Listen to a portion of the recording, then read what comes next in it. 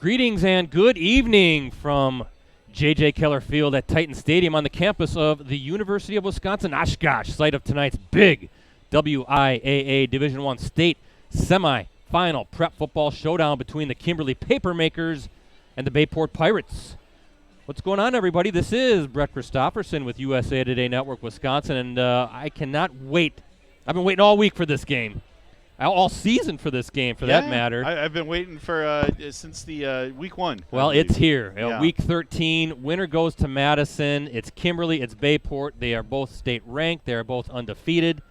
And very much looking forward to this one. The game of the night in the state of Wisconsin, without a doubt.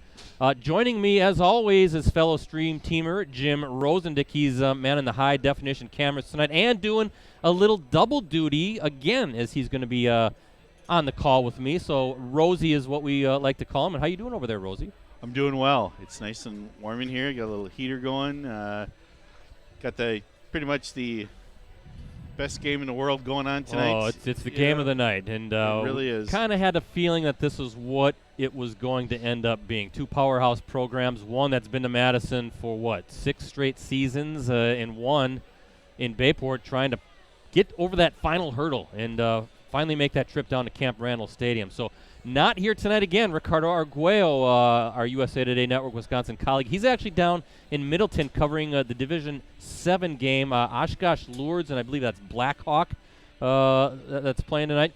And then he is going to stay down in Madison because he has to cover the WIA State Swimming and Diving meet tomorrow at the UW Natatorium. So doing double duty and trying to make it a little bit easy for him. So it's just you and me tonight. It is. This is one of those games. It's kind of like a Super Bowl where you've just waited all week for it, waited, and then the day of, you're like, okay, is it that time yet? Is it that time yet? Now it's that time. Well, it's just about that time here at Titan. A little chilly. Obviously, there was some snow in the state of Wisconsin, but the field is clear. It isn't too windy, so that shouldn't affect the passing game, although both teams really like to ground and pound it. But you never know. There could be some tricks up both of these coaches' sleeves. Steve Jones of Kimberly, Gary Westerman of Bayport. They both know each other well. They once served on the same Kimberly staff. So I'll tell you what, Rosie, I'm going to go over the game notes here first. We have about 8.5 minutes before player intros and all that good stuff. First, let's start with Kimberly. Again, 12-0. The top-seeded Papermakers finished as champions of the Valley Football Association North. They also were ranked second in the large division in the final Associated Press state poll, and they're coming off a 35-6 victory over rival Appleton North last Friday. Excuse me, that was a state semifinal showdown at Papermaker Stadium in Kimberly. Alec Martzel rushed for 164 yards and a touchdown, while Caleb Frazier finished with 93 rushing yards and 3 TDs as Kimberly amassed 256 yards on the ground, averaging 6.2 yards per carry. Martzel's score came on a 53-yard run with 8:13 remaining in the fourth quarter to give the Papermakers a 28-6 lead. Frazier had scoring runs of 1, 2, and 7 yards, the final of which came with 2:13 remaining in the game to cap the scoring. Martzel also threw for a touchdown, a 13-yard hookup with Connor Winnick early in the second quarter for a 14-0 Kimberly lead. Martzel threw for 41 yards on 3 of 6 passing, while sophomore quarterback Caden Pendleton threw for 84 yards on 5 of 10 passing. Winnick led the way in receiving with 5 catches for 64 yards. Frazier was next with 2 receptions for 58 yards. Defensively, Briar Bargland tallied a team-high 9 tackles. Zach Arendt posted 2 sacks, and DeAndre Williams forced a fumble and recorded an interception. Overall, Kimberly outgained Appleton North 381 to 182. On the season, Pendleton has thrown for 1,446 yards and 14 touchdowns while completing 61% of his passes. Martzel has thrown for 344 yards and 3 scores while completing 76% of his passes. He's 22 of 29 on the season, so that Wildcat look with Alec Martzel in the backfield. But again, we'll talk about it throughout the stream. He can do some damage in the passing game, and he'll keep defenses honest. Martzel and Frazier have topped the 1,000-yard rushing mark this season. Martzel has rushed for 1,669 yards and 17 touchdowns, while Frazier has rushed for 1,382 yards and 32 scores. That's crazy, and that ranks as the second most in the state, and is just one off the lead, Rosie. Bangor's Carter Horseman and Elk Mound's Blaze Todd are the leaders with 33 touchdowns. Bangor still alive in the Division 7 tournament. Winnick is the team leader in receiving with 66 catches for 1,038 yards and 9 TDs. Will Hammond is next with 9 receptions for 281 yards and 5 touchdowns. On the defensive side, Williams' 9 tackles lead the way. Caleb Oberman is next with 83 tackles, but he's out. A big blow to that Kimberly defense. Apparently hurt himself earlier in the playoffs, so unfortunate situation for the Papermakers on that side of the football. Griffin Weigel leads the team in interceptions with 3. As for the team stats, folks, the Papermakers are averaging 149 yards per game through the air and 276 yards on the ground. They're allowing, on average, 135 yards through the air and 129 yards on the ground. They've also outscored their opponents 501 to 187. It's time to talk about the Pirates. 12-0, as I mentioned, and finished as champions of the Fox River Classic Conference. They also were ranked 3rd in the large division in the final Associated Press state poll, and they're coming off an impressive 56-28 victory over Milwaukee Marquette last Friday in a WIAA Division I state semifinal up at Bayport High School. That's in Swamico. Bayport jumped out to a 21-0 lead after the opening quarter on a 31-yard interception return for a score by Logan Geisler, a 20-yard hookup between quarterback Andrew Thomas and Sam Plum, and a 77-yard run by Isaiah Gash. Gash, by the way, finished with 260 yards and 2 touchdowns. The other, a 56-yard scamper in the fourth quarter that gave the Pirates a 42-21 advantage. He averaged 9.3 yards per carry. Thomas, a sensational dual-threat quarterback, rushed for 104 yards and 2 touchdowns on 15 carries. His scoring runs were of 3 and 20 yards. He also threw for 105 yards and 2 scores on 7 of 15 passing. His other TD toss was a 26-yarder to Plum with 6:49 remaining in the fourth quarter that extended Bayport's lead to 49-28. Jaden Montgomery also found the end zone for a 1-yard run in the third quarter. Offensively, the Pirates rushed for 412 yards and finished with 517 yards overall. Defensively, Montgomery enjoyed a banner night with 11 tackles, 3 sacks, and an interception. Max Musin finished with 2 sacks. On the season, Thomas has thrown for 1,153 yards and 20 touchdowns while completing 76% of his passes. Gash is the Pirates' top rusher with 1,527 yards and 26 touchdowns, while averaging 9.4 yards per carry. Matt Grzybowski is next with 853 yards and 12 TDs, followed by Thomas, the quarterback again, with 514 yards and 13 touchdown runs. Mitch Michalski leads the way in receptions with 23. He also has 284 receiving yards and 3 touchdowns. Plum has 21 catches and team highs in receiving yards with 574 and receiving touchdowns with 10. On the defensive side, Carl Verlanek is the top tackler with 81 stops. Montgomery is next with 70 tackles. Musin's 11.5 sacks easily lead the way. Geisler has 6 interceptions, 6 of Bayport's 11 total interceptions, I should say. As for the team stats, the Pirates are averaging 105 yards per game through the air and 307 yards on the ground. They're allowing, on average, get this, Rosie, 76 yards through the air and just 22 yards per game on the ground. Defensively, they have just absolutely dominated the schedule this year. They've also outscored their opponents 624 to 81. Are you kidding me? Wow. Well, they've had about 4 or 5 shutouts this year. Well, let me check that out here. I do have the season schedule in front of me. Just paging through the game notes here. They have 1, 2, 3, 4, 5, 6 shutouts on the year. That included a stretch of 4 straight games and 5 of 6 where they had shutouts. And that other game, 3 points. So they had a stretch of 6 games where they only allowed 3 points. 6-game stretch this season where they only allowed a combined 3 points in those 6 games. That was amazing. A Week 8 victory over Sheboygan South. That was 58-3 Pirates. Hey, the winner of this game, as we all know, takes on either Muskego or Madison Memorial next Friday. That will be for the WIAA Division I State Championship game down at Camp Randall Stadium in Madison. Kickoff for that game, the Division I Championship, 4 p.m. Who's it going to be, Rosie? Will it be the defending champion Muskego versus either Kimberly or Bayport? Well, Madison Memorial doing something that the city of Madison hasn't seen for some time. getting to level 4 of the state semifinals. So very interesting night of football ahead for sure. Would I be remiss if I did not mention tonight's officials? Hey, you got the list. Go for it. Hey, we got our referee is Patrick Miles this evening. Our umpire is James Wilburn. Our head linesman is Paul Jakubowski. I don't know. I'm sorry. Jakubowski, sure. Jakubowski. The line judge is Thad Hilliard, and our back judge would be Kevin Swiatek.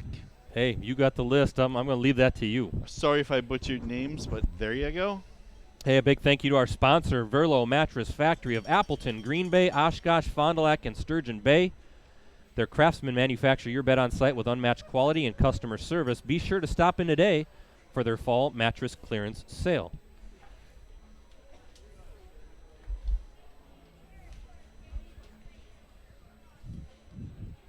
We're going to keep our eyes and ears open on a bunch of these games. Division II, we have nothing for USA Today Network Wisconsin. Division III, Menominee versus Menasha. Looking forward to that one. Division IV, of course, Wrightstown and Kiel. Division V, how about this one? Amherst and Stratford. Division VI, Regis takes on Abbotsford, and then St. Mary Springs against Mondovi. And then Division VII, the Blackhawk Warren, Illinois versus Lourdes Academy. So a number of Gannett teams, USA Today Network Wisconsin teams. So we'll get back to it in a second, but first our national anthem.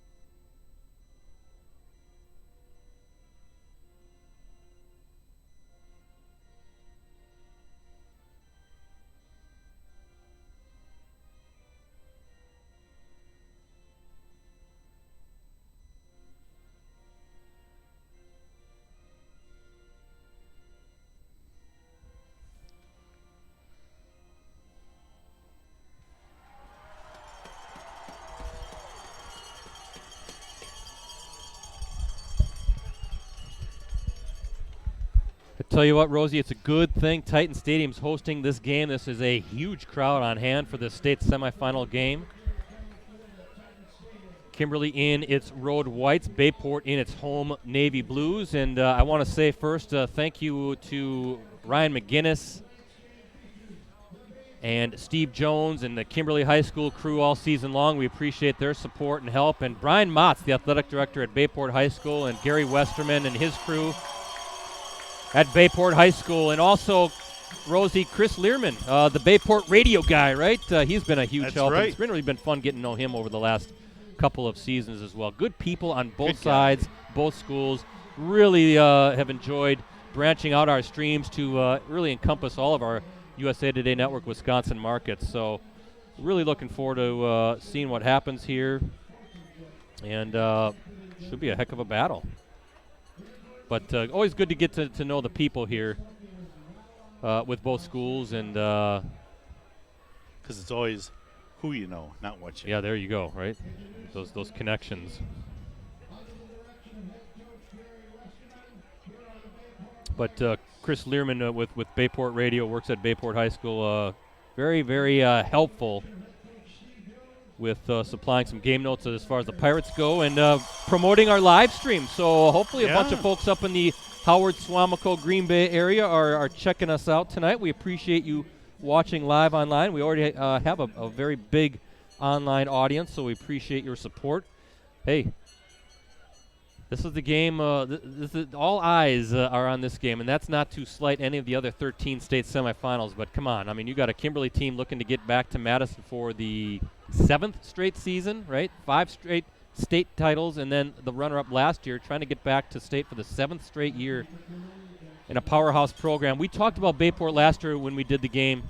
That was a state quarterfinal matchup where the Pirates lost to Kimberly. I've got some stats about that I'll bring up later. But we were very impressed, Rosie, with that Bayport squad, and then we saw how many of these key guys were going to come back for this season. We thought, whoa, Bayport's going to be loaded. And without a doubt, it's kind of sort of how we envisioned this season to go. And they did not disappoint when we said they would be back. Bayport, that is, that watch out for these guys next year. And here next year is, and here they are. Well, we got to stream Bayport twice. Week 2 against Green Bay Preble, and then that was week, was it 7 against Ashwaubenon? Again, checking the list. Yeah, week 2. Yeah, 7 or 8. It was week 7 at Ashwaubenon. The Pirates beat the Jaguars 55-0 in a battle of unbeaten teams at the time. And then week 2, 55-21 victory over the Hornets. So I believe didn't the Pirates go against Pulaski the following weekend and do the same thing? I think that was week 9. They demolished them. So, but that's always been the kind of the thing here, the strength of conference schedule. But we'll see a kind of a squib bouncer, and boy, Kimberly better fall on it. And the Papermakers have it. That's Will Hammond falling on the football. I think some anxious moments as this game gets underway. That was a live football. And Kimberly will open with the ball at its own 27-yard line. First and 10 coming up now. Because we're just a two-man crew tonight, I won't be able to keep specific stats, so I apologize for that. But, hey, we're still going to give you a heck of a live stream here, so Thanks for hanging out with us tonight.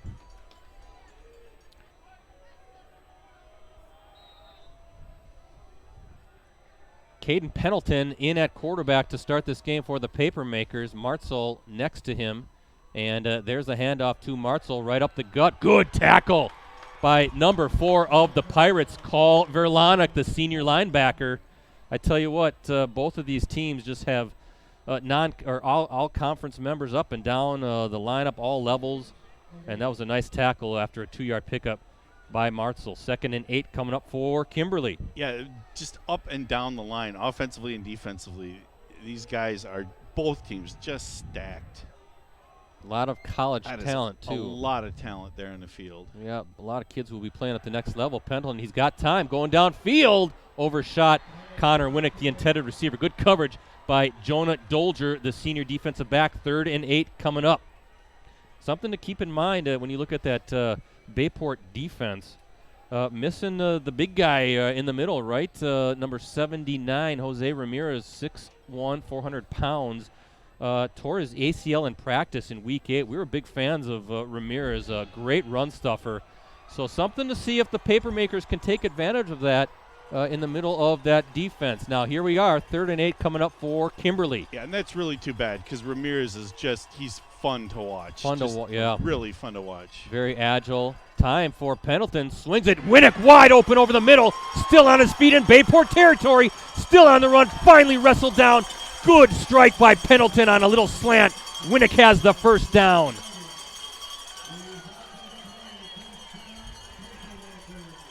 So the first big 3rd down conversion of the night, 3rd and long, and Pendleton, the sophomore, who, remember, he was not supposed to be the starting quarterback this year. That was Jackson Rotier. Going into that first week 1 game, Rotier was lost for the season, and Pendleton had to do some growing up in a hurry, and he's really blossoming into a nice-looking quarterback. That was a nice throw. That was a beautiful throw and catch, and run after the catch. Here's a handoff. Caleb Frazier, his first touch. Wow, great backside pursuit. I think that was number 2, Jaden Montgomery, the sophomore linebacker, coming in fast. You're going to see speed and talent on both sides of the football and for both squads. A 1-yard pickup, 2nd and 9, ball at the 30-yard line.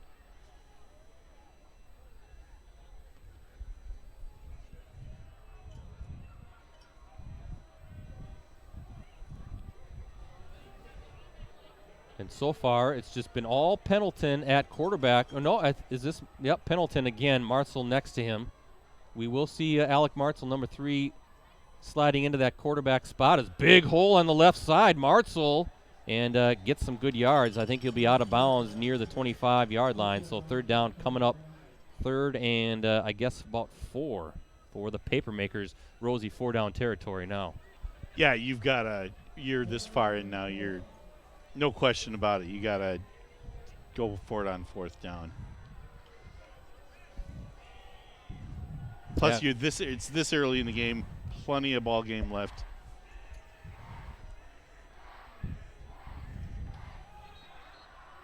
And already a timeout. There was some confusion there. I saw Frazier running in quickly and saying something to the quarterback, Steve Jones.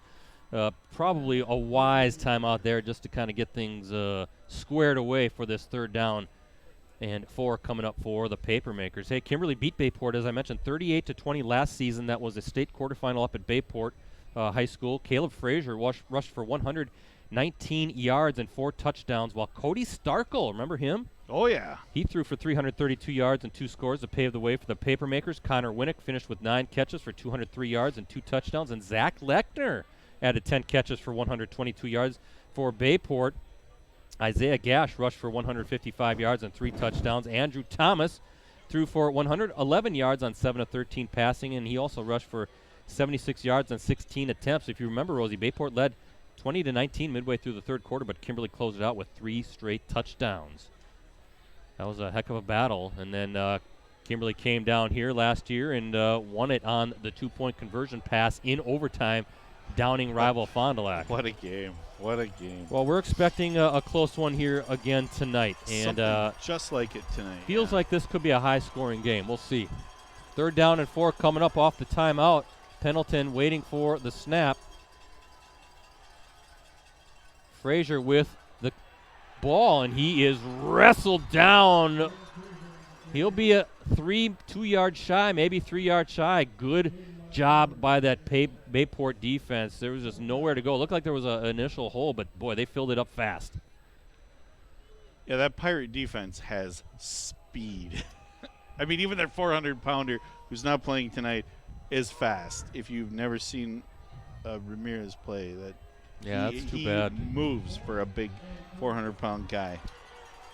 Kimberly quickly to the line. 4th down. Alec Martzel, I believe, taking the snap. He is under center.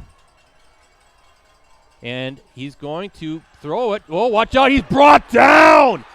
That's big. Max Musin, the senior defensive lineman, coming in. And with the sack of Martzel, 11.5 sacks coming in, so Bayport gets the stop. 2-time Defensive Player of the Year in the FRCC, committed to Navy. Also, Musin, the heavyweight wrestling champion in Division I. Heck of a thrower in track and field as well. So how about that? The first stop of the night goes to that Bayport defense. 1st down. Musin doing what he does best. And ball at the 30-yard line.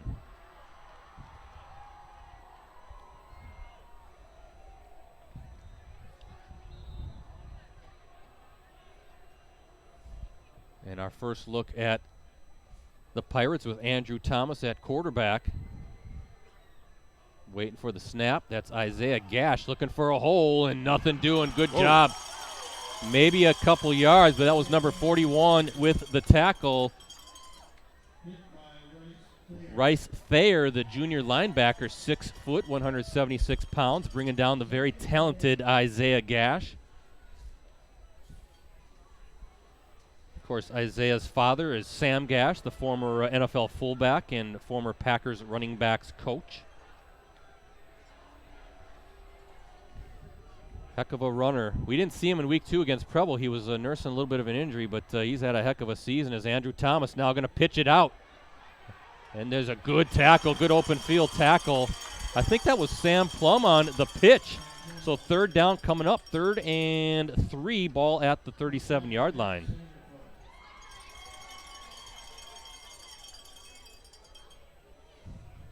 Mentioned Sam Plum there, heck of a receiver too. His brother is Jack Plum, redshirt freshman at Iowa. Sister Hattie is an elite 800 runner at Illinois State University. His grandpa, Rosie, remember Fritz Shermer? Yeah. Yeah, the former defensive coordinator. That's Sam kidding. Plum's grandpa. talking about Fritz Shermer a little bit on Clubhouse Live. We'll talk about that, our weekly Packer show. Gilbert Brown was our guest. Thomas swings it over and overshot his receiver. A little bit of a high throw. Mitch Michalski was the intended target, and a 3-and-out coming up. Bayport's going to have to punt.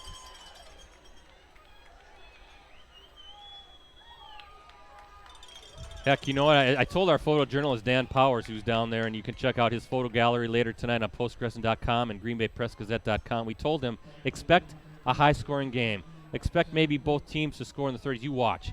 Watch this be a defensive battle now tonight. 3-0. No, they're just tapping each other right now. It's dancing around the ring. Yep. Mason Lawton and Max Sanderfoot back, and good catch by Lawton. Ball will be at about the 33-yard line, it looks like. So both teams stopped offensively. 7:27 to go as we look at our Verlo Mattress Factory scoreboard. Still no score here at J.J. Keller Field at Titan Stadium, UW-Oshkosh. A beautiful night for football. Oh, boy. We were talking about, remember last year when we did the Kimberly Fond du Lac game here, and we have the windows open in the booth. Now, we do have heat. But last year the wind was coming out of the east, blowing into the booth, and it really didn't matter, did it? So no.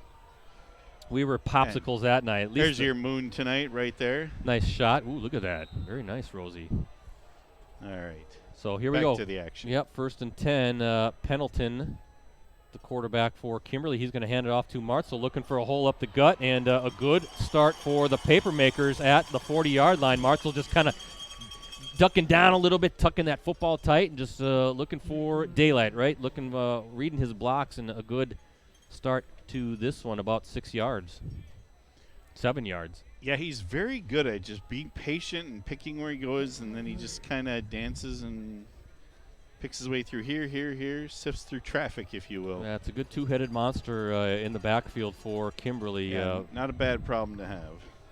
Pendleton waiting for the snap, and he hands off to Martzel. Nothing doing. Good pursuit by that Bayport defense. Not a lot of space. No gain. 3rd and 3 coming up. Again, Bayport so quick to close in those gaps. I watched the game in my binoculars so I can just get a better feel for what's going on in the trenches, and it looked like there was some space, but it just closed up fast.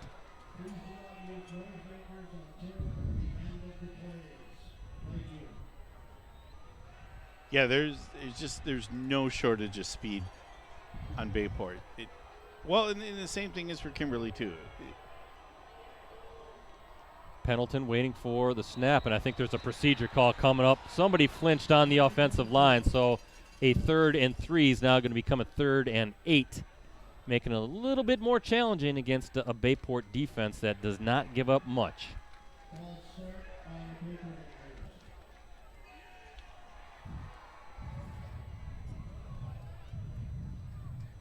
Pirates have qualified for the playoffs in every season since 2001. Rosie, that's a string of 19 straight seasons, seeking their first state championship appearance. Papermakers, how many years have they? I've got the stats here in front of me. Well, we'll get back to the game here in a second. Oh, what do we got going? We wait for the official to spot the ball. Papermakers have advanced to the postseason in every season since 2006. That's a string of 14 straight seasons. Kimberly has won 7 titles over that span and has appeared in 9 championship games. That's quite the run. Okay. Not sure what's going on here, right, but there we go. So after the penalty, 3rd and 8 coming up. Pendleton drops back, slings it, and that's Winnick. He got the first down yardage. Good job by Winnick. That's all you have to do, either side of the ball. Just move the chains, keep it going. Of course, Winnick, an Air Force recruit, and he's off to a nice start with a couple big 3rd down catches. Well, he got where he needed to be. He got his first down. All right. Didn't get much more than that, but he got what he needed. Just got to move the sticks. Ball at the 45. 1st and 10 coming up for Kimberly. 2nd offensive series. And Pendleton waiting as Frazier comes in motion. You better get rid of it. Going deep downfield. He's got Martzel with a catch. Going downfield. And Martzel is in the end zone. 55-yard score.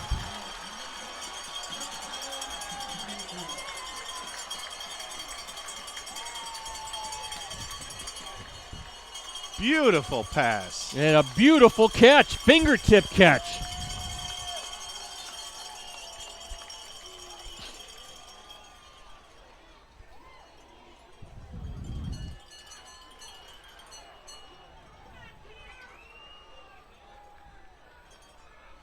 I don't know if Bayport wasn't expecting them to go deep on that or what, but Cam Zeeble in for the PAT. Low snap, and the kick is good. And as we look at our Verlo Mattress Factory scoreboard, the Papermakers strike first. 55-yard touchdown pass from Pendleton to Martzel. 7-0 Papermakers.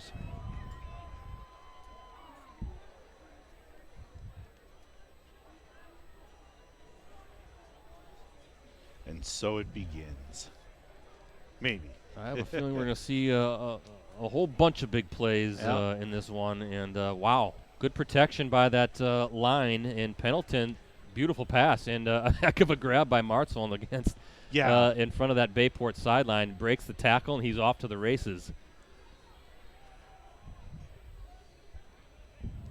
Yeah, with the weather tonight, I mean, it's cold, but it's not so bad that you can't run or pass. I mean, you have to stick with the run alone. You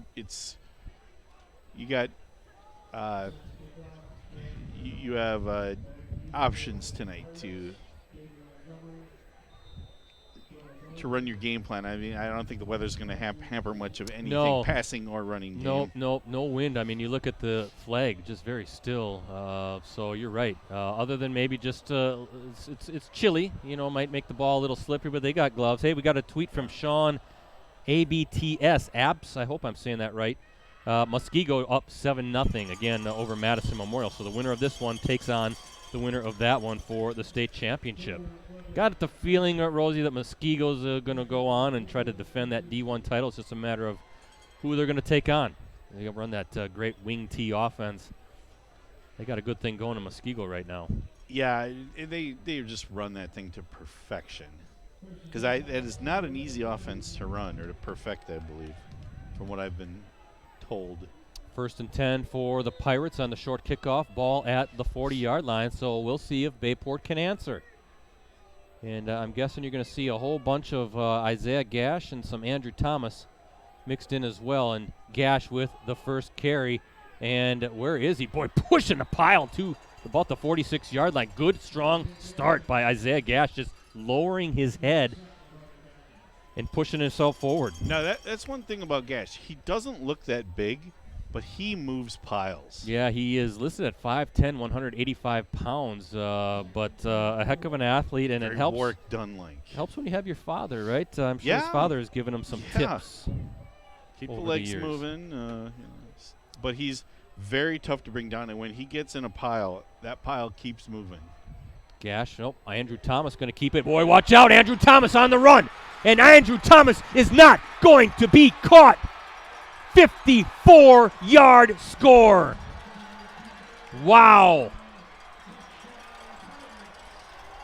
And here we go, Rosie. What a run. What a run.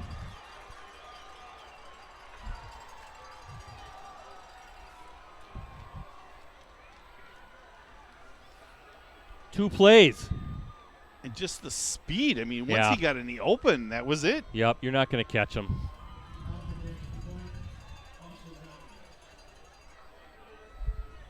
Austin Heim in for the PAT, looking to tie this one up quickly, and all those good feelings that the Papermakers had quickly erased. Good answer. Kick is up, and it is through.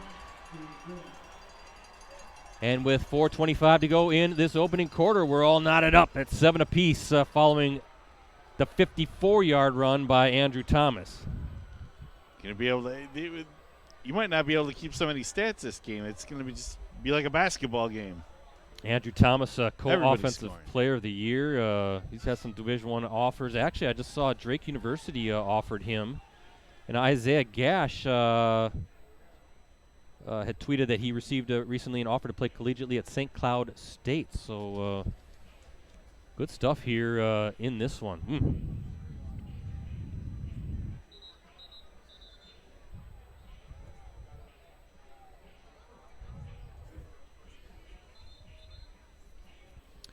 Well, their answer answered my question, right? Can Bayport answer? It took them 2 plays. And they said, why, yes, Brett, we can. Let me show you. Man, oh, man. That was impressive. Well, and who knows, maybe the offenses are done doing their 3-and-outs or their punting, and punters can sit down the rest of the night.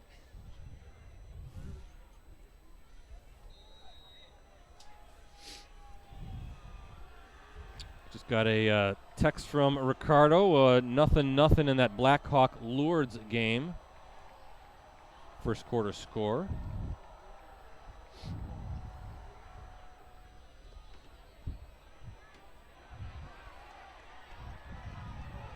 Boy, good kickoff and excellent coverage.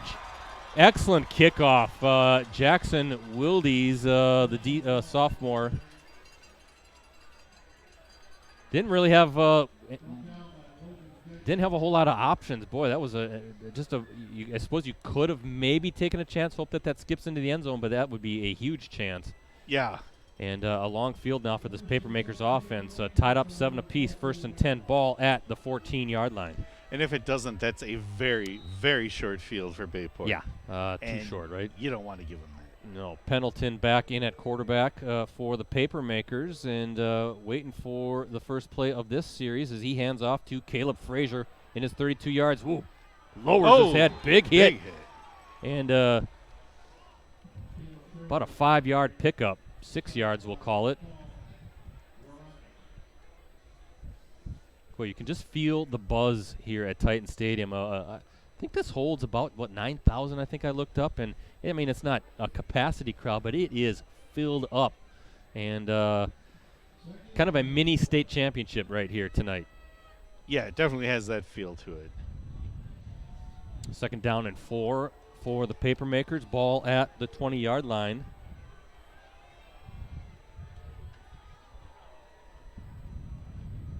As Pendleton waits for this one, Frazier up the gut, and he's got the first down. Just nothing fancy, using the blocking of that big offensive line. And Frazier with the first down. Lourdes and Blackhawks scoreless after 1, thanks to Ricardo. Also giving us a Division IV score, Catholic Memorial all over River Valley, 21-0. So thank you, Ricardo, for feeding us the scores down at Middleton.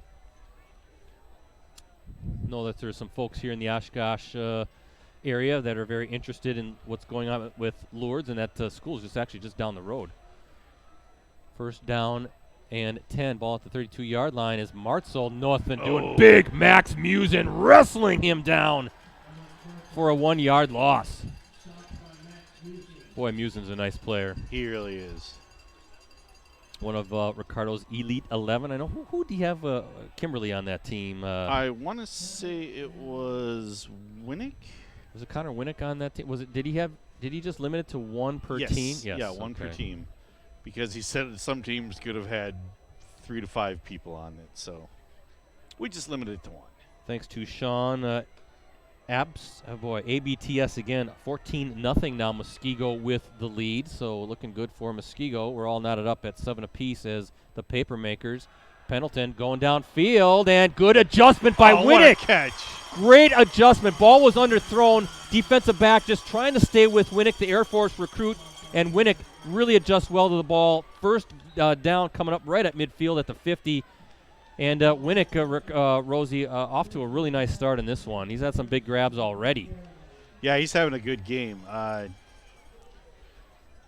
What else can you say, I guess? I mean, that was really well played on his part. Just kept his eyes on the ball and just played it. And nothing the defensive back could do because your eyes are glued to number 11 because he is so good at getting open. And good pitch and catch as Pendleton now awaits this one. Hands off to Martzel, left side. He's got a nice spin move. And in Bayport territory, Kimberly on the move. Slow and steady. You get the feeling of the way this one has started now, and we've seen Pendleton really deliver some good balls in the passing game. Again, that last one was underthrown, but relying on the experience of Connor Winnick to come up. Wonder if maybe the passing game isn't going to play more of a factor than we think for this Kimberly squad. They've had good success with it so far tonight. Pendleton, play action. He's got to get rid of it over the middle. Just overshot. Mitch Bartle was wide open. I think Pendleton felt the pressure coming and tried to just kind of a little rainbow, but just too high for Mitch Bartle, which is saying something because he's a 6'4" tight end. He had everybody beat, too. That was 6 points. Kiel and Wrightstown tied at 7 apiece. That's a very interesting game. That's being played at Appleton East High School. Winner goes to state. 3rd and 3, ball at the 43-yard line, coming up for the Papermakers. Here's a question for you, Rosie. Is this 4-down territory? Yeah, it's definitely. It's manageable. Martzel. Oh, let's see. I think he got it. No, he got it. Yeah. Oh, yeah. He's past the 40. Needed to get to the 40-yard line. Yeah. And there goes the chain gang.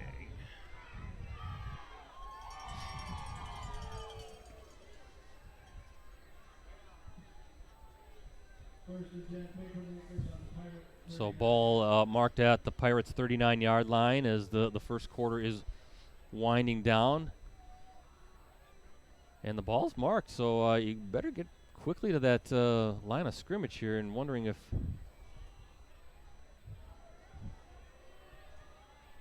well, the official's starting to mark it down, so I wonder if Steve Jones is going to want to call a timeout here pretty quick. Nope, they got the snap off as Martzel, nowhere to go. Oh, forget it. Oh. That's going to be the last play of the quarter. He was dancing around, but Benjamin Storby, the senior linebacker, was there to bring down Martzel.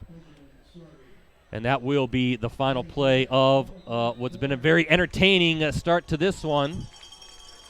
As we look at our Verlo Mattress Factory scoreboard and get ready for second quarter action, we're all tied up 7 apiece at Titan Stadium. You can dance around so much, but Bayport's a different kind of fast. So yeah. you do your two-step, and then you go. Yeah, if you dance around too much, it's over. Again, they play the gap so well, so sound, disciplined. Both teams are really mirror images of each other in so many ways, and that stands to reason. I mean, again, you look at Gary Westerman, served as the Kimberly's defensive coordinator from 05 to 2010, now the Pirates head coach, and he and Steve Jones are on the same staff together. And I know there's a whole heck of a lot of respect between the two coaching staffs and the two programs. Why wouldn't you, if you're Gary Westerman, try to model your program after what's been going on in Kimberly? And thinking about it, they had success under Steve Jorgensen, now the assistant coach at Fond du Lac, whose son Steven Jorgensen is head coach at Fond du Lac. So using those principles and how to build and maintain a program, and I would be remiss if I didn't mention Matt Jorgensen, an assistant coach for the Pirates, also the son of Steve Jorgensen and the brother of the Fond du Lac head coach, Steven Jorgensen. So there's a whole lot of Jorgies around. I was going to say, they're everywhere. 2nd and 12. Everywhere. Papermakers, ball at the 41-yard line. Pendleton, he drops back, and he better get rid of it. Looking for a little screen. Oh, intercepted. Intercepted. And this is going to go a long way. Finally brought down, but that's Jaden Montgomery and a flag on top of that. First turnover of the game. Montgomery with the big pick. Right now, spotting it at the 23-yard line, and they're going to tack on some more yards after the penalty. And that ball just kind of floated out there, and Montgomery just said, I'll take that. Here's an interesting score as we get ready for the officials to kind of get things going. Menominee up 14-0 over Menasha. Oh, well, Menominee's always been kind of a traditional powerhouse. So Dave Mertens, thank you. Nice work on the live stream, guys. I appreciate it. And anybody who wants, give us a shout out or let us know what's going on. I'm at PC Brettsy. If you're on Twitter, give me a follow. Rosie's at Metal Rosie, METALROSIE. And if you're checking this out in your dorm rooms or in a nice warm state, give us a tweet.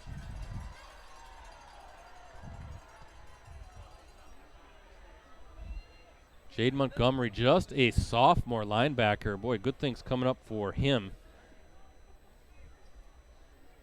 Have they spotted the ball yet, or just keep seeing a conference here? Or else they're deciding where they're going to eat after the game. I don't know, one of the two. You look at Jade Montgomery, started at middle linebacker as a freshman last year, and his father, by the way, is Packers defensive line coach Jerry Montgomery. So some NFL lineage on the field. Of course, we know Kimberly with their assistant coach, Mike Verstegen, who's done such a good job with that offensive line for many years. He played in the NFL, former Badger.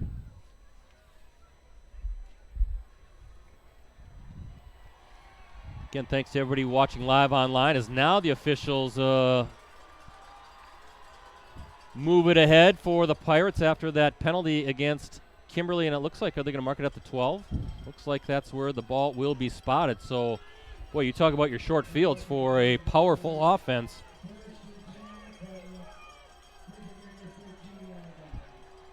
Andrew Thomas looking things over, and he just simply hands off to number 41, and Gash wrestled down inside the 10. Ball will be at the 9, so a 3-yard pickup for Gash.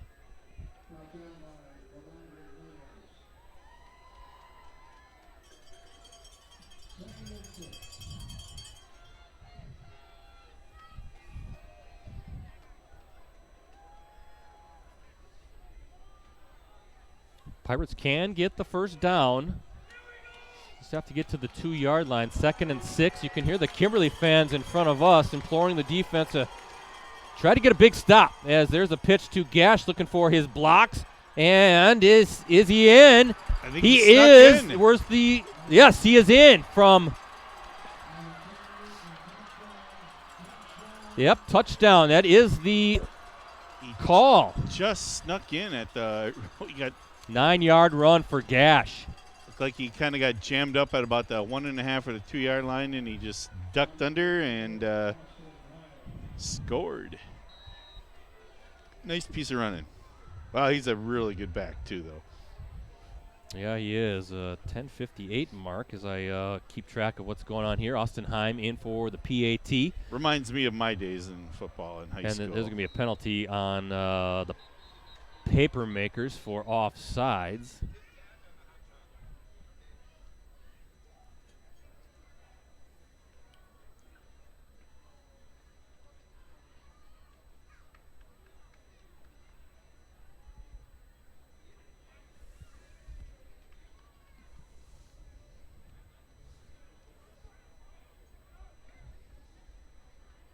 Waiting for the official here. I don't know what, I guess looking over at the Bayport sideline, wondering what the Pirates want to do.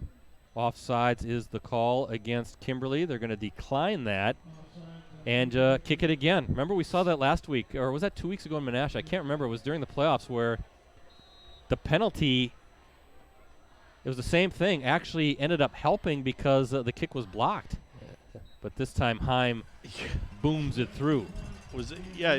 Well, was that at Menasha?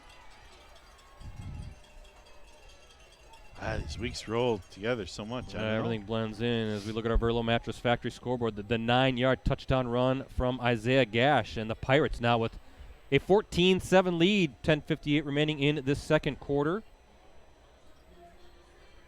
And that coming off the Jade Montgomery interception that really set up the Pirates with a short field. So now it's Kimberly's turn to answer. They're down.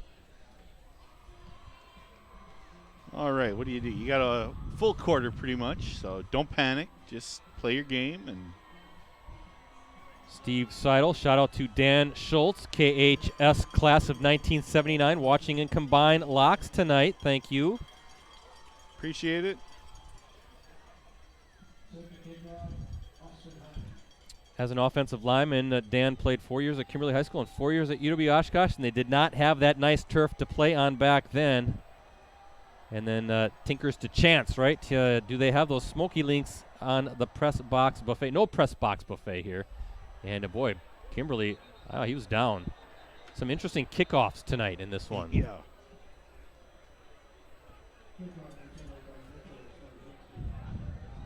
Looks like Ben Pease was the one who fell on that one. And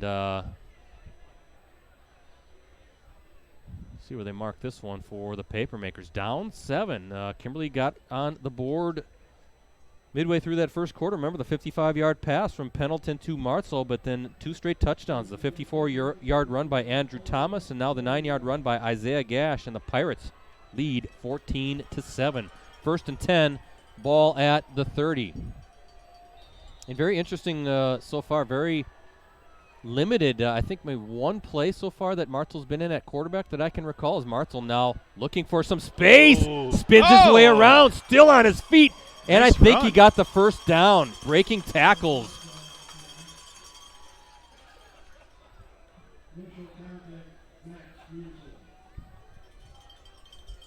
What is that, the triangle on your PlayStation remote? Beats me. I don't play those things anymore. Way too complicated. I'm an Xbox guy.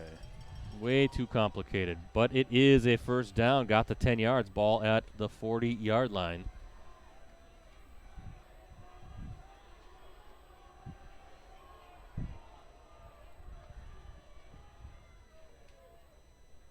Handoff to Martzel, and maybe got a couple yards. Good job by him just to squeeze his way ahead for a couple yards. I thought he was going to get maybe dropped for a loss. Yeah, good job getting a couple out of nothing. Kiel up now 14-7 over Wrightstown, and Regis on top of Abbotsford 15-6. So Ricardo feeding us those scores as he is down in Middleton for that Oshkosh Lourdes Blackhawk game. Any word on that Stratford game? Yeah, Stratford Amherst. Anybody out there know? Send us a tweet at PC Brettsy. Second down coming up now. Martzel in at quarterback, and he's going to just take it and nowhere to go. There's just nowhere to go. Good job again by that Pirates front and those linebackers filling the gaps. There's just not a whole lot of space. So 3rd and 6 coming up, ball at the 44-yard line. Big play for this Kimberly offense. Oh, Muskego now up 14-7. Madison Memorial gets on the scoreboard. So same score there as we have here. Who's going to be playing at Camp Randall next week? Edgar on top of Bangor 7-zip. I know, Rosie, you liked Edgar. Big third down coming up for the Papermakers in Pendleton. Watch out, Musen's going to hit him. Oh, Pendleton somehow got away. Oh, are you kidding and me? He got the first down. I don't know how. He eluded Max Musen. I thought Pendleton was going to be dropped, and instead it's a huge gain. I thought that was it. I thought Musen had him, and that was a sack. Musen's got to be beside himself. He's got to be like, how in the world did that just happen? And what a run. Tiptoeing down the far sideline was Pendleton. Ball inside the 40, 1st and 10 at the Pirates 38. Wow.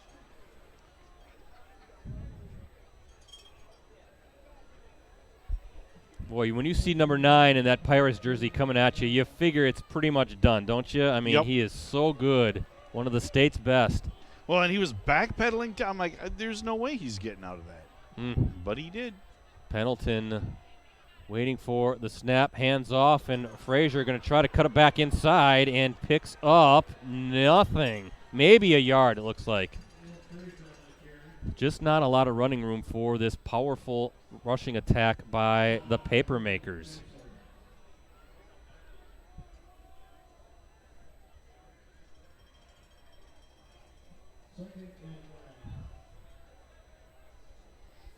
But they are having some success through the air, though.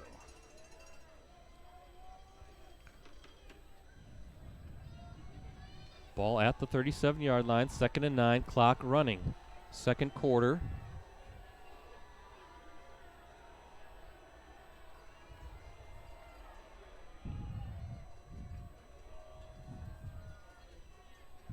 Good job by Pendleton. He's going to swing it downfield. Oh, intercepted!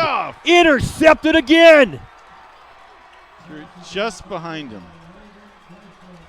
That's number 24, the senior defensive back, Logan Geisler, catching it he had to adjust and go back on the ball, and a huge stop again for the Pirates' second interception of the night. I think that's 13 now on the season, Rosie.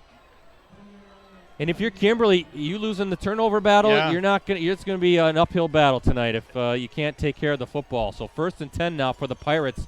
Ball at the 20. Great hands and athleticism by Geisler. You cannot get turnovers against this Bayport team. Oh, watch out. Oh, and there's a flag that stopped that play because I'm not sure if Thomas knew and he heard a whistle, but looks like we're going to get a procedure call, so that'll back up the Pirates 5 yards. I didn't hear the whistle, and I thought there was a fumble on the handoff to Gash. Yeah, I almost thought for a sec there, well, Kimberly's going to get it back, I guess, but it's not to be. So while turnovers, I'm sure, upsetting to Kimberly, for Gary Westerman, pre-snap penalties can't happen either. 1st and 15, and Thomas is going to keep it, and Thomas, not much space, maybe 3 or 4 yards, 2nd and long coming up. Stratford up 6-0, Rosie, as Sean feeding. Boy, between Sean and Ricardo, I'm getting scores nonstop. I love it. There you go. Think about the dominance of Kimberly, though. 94-2 over the last 96 games. How about that? That dates back to the 2013 season. 979 winning percentage.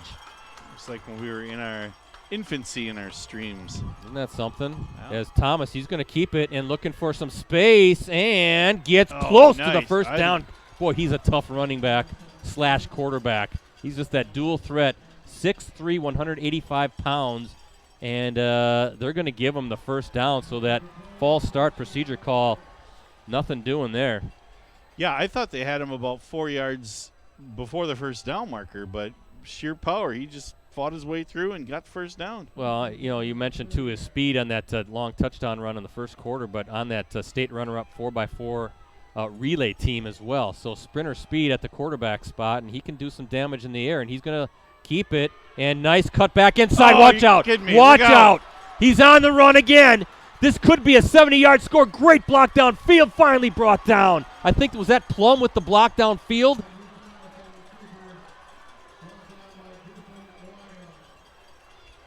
That was either 89 Sam Plum or 87 Cole Weber, the senior tight end, now back after he had broken a collarbone earlier this season, but a huge run. I think it was Weber. 53-yard run, I believe that is. 1st and 10 at the 17-yard line. I think that was number 87, wasn't it? Yeah. Cole Weber, the senior, 6'4", 205-pound tight end with a great block to almost spring Thomas into the end zone. I thought he was going to have a 70-yard score. Thomas, he's going to, nope, good fake, keeps it. And inside the 15 right now, Bayport doing whatever they want to do offensively. Thank you, Wendy Reed. Chris Hippis watching Bayport and Kimberly in Bettendorf, Iowa. Thanks, Chris. And Menominee now up 21-7 over Menasha. Ooh.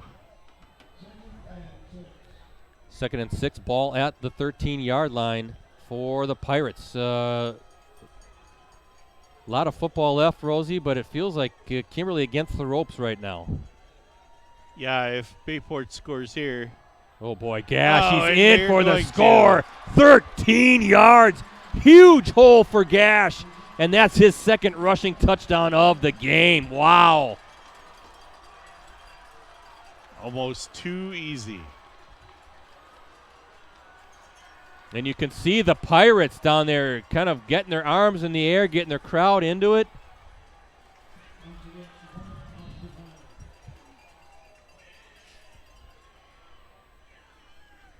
I'd say 13-yard run. I believe so. Yeah, so 2 touchdown runs as Heim now in for his 3rd PAT, and that sails through. And as we look at our Verlo Mattress Factory scoreboard, the Pirates with 3 straight touchdowns now, and they lead 21-7 with 4:53 to play in this half.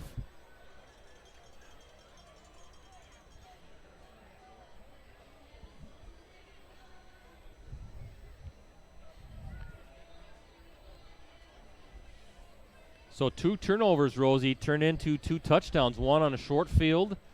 And now this one, the Geisler pick, but the Pirates made going 80 yards look like a breeze. Of course, the long run by Thomas, a 50-plus yarder, and that sets up the 13-yard touchdown run by Isaiah Gash, his 2nd of the game. Yeah, if you're Kimberly, you've dug yourself into a little bit of a hole now, so you got to take care of the ball, but all is not lost. We've seen Kimberly be down before. Muskego up 21-7 over Madison Memorial. So, again, matching scoreboards here. But have they been down against the team as dominant as this Bayport team? Yeah, I remember that game at Camp Brandel. Were they down like 42-21 in that game in the snow in the state championship and came back with Arrowhead? Blair Mulholland? Now that one sails out of bounds, so good field position coming up for Kimberly. Catholic Memorial up 28-0. But, yeah, well, you got to take care of the football. Obviously, 14 points now coming off of Kimberly turnovers. And if you're Caden Pendleton, are you a little gun shy here? You got to kind of maintain that focus, right? Yeah. And keep slinging it. But boy, that's a tough defense to come back from. Like a shooter in a basketball game. Keep shooting. Keep shooting. Got to have confidence in yourself. Keep throwing the ball. Well, unless coach doesn't want to call a play. If you're Kimberly, the ideal situation now is to have a nice long scoring drive here that takes almost all the time off the clock, so you don't give Bayport the ball. Well, if they can get their running game going, that'll definitely open up the passing, or you go to a short pass. Easier said than done. Bayport hasn't allowed much in the run game all season long. No. There's Caleb Frazier there. Good. So look at Geisler coming in. Frazier still on his feet, busting it, and still on his feet, down to about the 44-yard line. Wow, I thought Geisler had Frazier down, but then Frazier just kept pounding, and he picks up about 8 yards. Credit Frazier. That was good, strong running, and you can see we've talked about Caleb Frazier, just a junior for Steve Jones, 6'1", 190 pounds. He looks like he's just really added some more muscle in this offseason. I remember watching him in track in the spring, a heck of a 300 hurdler, and nothing doing there. Wow. Look at Jaden Montgomery again. Are they saying fumble? And then it is a fumble. Whoa. A fumble. The 3rd turnover of the game for Kimberly.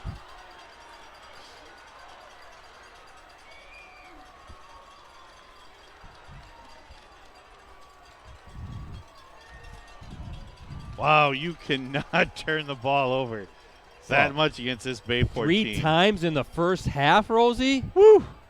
They will kill you. I wish I took the binoculars off. I wish I would have kept it on. I thought he was down, but the official said that it popped out. I didn't see who forced the fumble, but another turnover, and already the Pirates have turned 2 of those into touchdowns. Can they make it 3 in a row here as they're going to spot the ball at the 39-yard line? Another short field off of a turnover, too.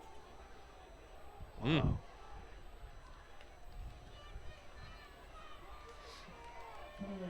All right, if you're Kimberly, someone's got to make a play on defense. But can you? I don't know against this Bayport team. Handoff. Gash. Big hole. Oh, look out. He's gone. He's gone. 39 yards. Too easy. Wow, what a hole. And this thing is unraveling quickly. Wow. I'm almost speechless. I've never seen this before.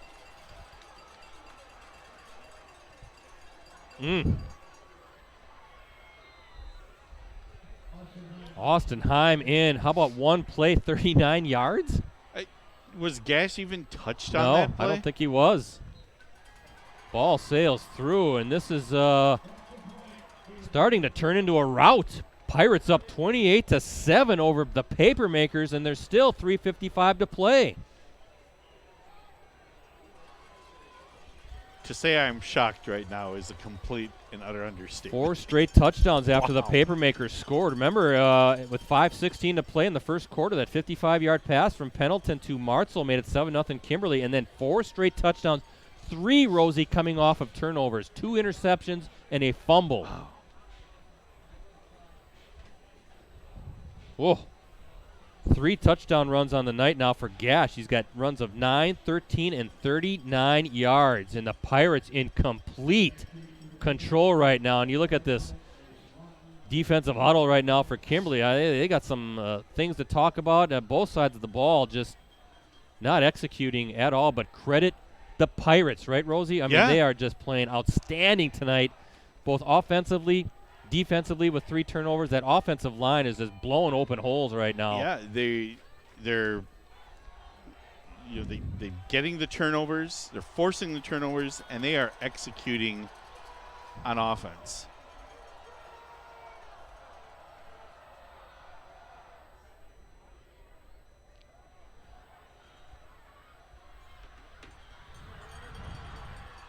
Oh, they are just so fast. What a I might get a personal foul. Is that going to be on Verlonic? I thought that was a pretty good hard tackle. Let's see, though, unless it's a holding call. I was just going to compliment Verlonic on a heck of a tackle there. Let's see what they got here. Looks like an illegal block in the back against Kimberly. So now a big special teams penalty as well. I'm just so impressed right now with the speed that in which Bayport's just playing with. Really, Rosie. Speed, all 3 phases. It's complementary football at its finest. I mean, offensive doing its thing, defense doing its thing, and then special teams has been outstanding as well, with either some interesting kickoffs that have been kind of tough to handle, and now a great tackle. And then, of course, the penalty now, illegal block in the back. So that pushes the Papermakers all the way back to their own 14-yard line.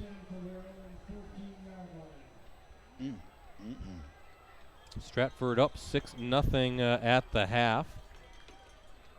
So the Tigers still yet to be scored upon, and Martzel with the carry. Oshkosh Lourdes trails 14-7 near the end of the first half.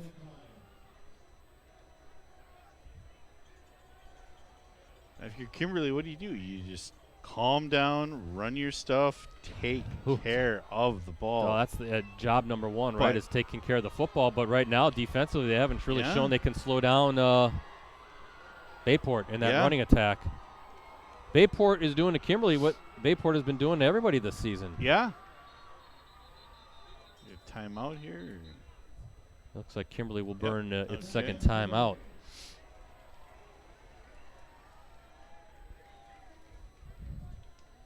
I guess you could say Bayport is pretty much imposing their will on Kimberly right now. Wow. Unbelievable. I have never seen this dismantling of Kimberly. Well mentioned. But it's early. I'd mentioned the Papermakers have advanced to the postseason every season since '06 and have won 7 state titles over that span and had appeared in 9 state championship games. St. Mary Springs holds the WIA record for most state titles with 8.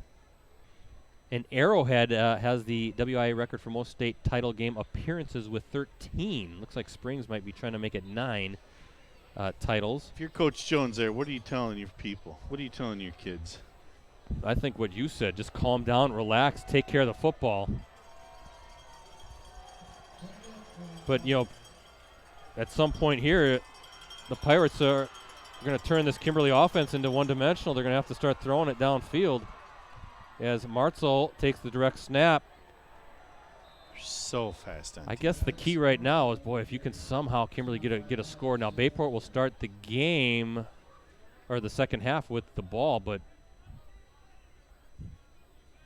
here's a big third down and 1 coming up. But if you can get even some points to maybe feel a little bit better going into half, but a touchdown would, I think, do Kimberly wonders as they try to regroup here. Already down 28-7.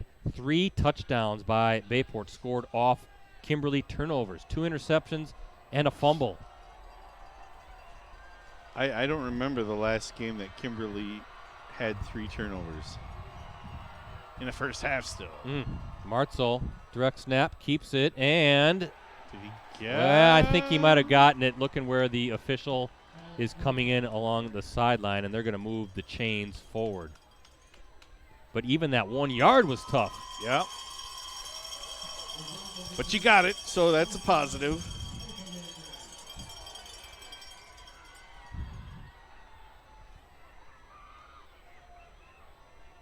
One timeout remaining for the Papermakers as the clock running. 1st and 10, ball at the 24-yard line.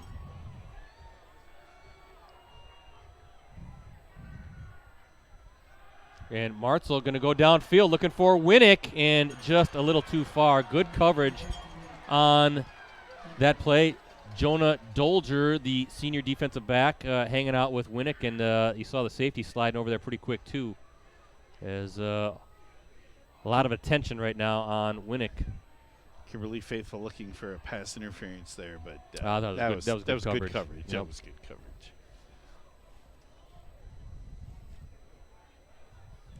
Winnick was off to a hot start in this one, and again comes in as the team leader in receptions. At least coming into tonight, he had 66 catches, over 1,000 yards, and 9 touchdowns. 2nd and 10 for Kimberly. Martzel is the quarterback, and he hands off to Frazier, looking to bust it. Watch out! Watch out! Watch out! Watch out! Frazier, and he is going to score 76 yards, and that was a shot in the arm for the Papermakers. Wow! There's your big play you needed.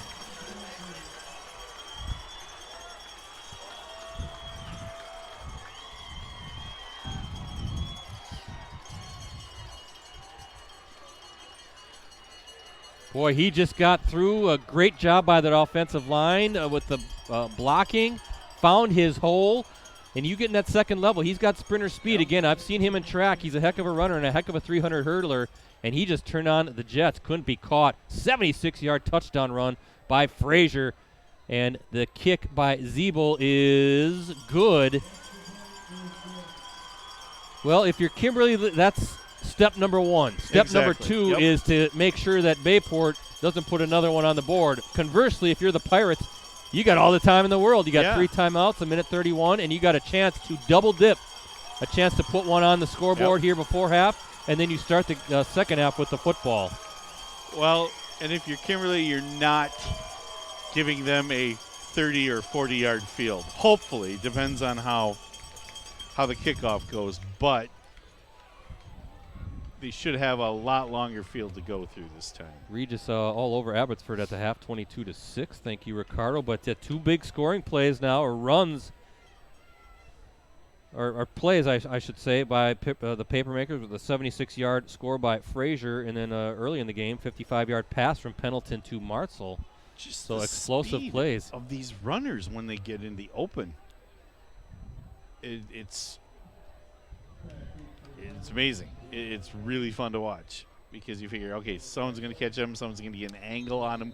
Nope. Well, no, you're right. Yeah, when Frazier got out in the open there, you thought, well, he might get caught, and then there was just an extra gear. And we've seen that also with Gash and Thomas, and that's why there's a ton of talent on both sides, and a lot of these kids we play in college football at some level. Short kick.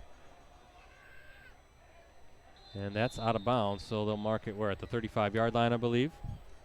Now, is that what you wanted to do, or Lourdes was down. that planned?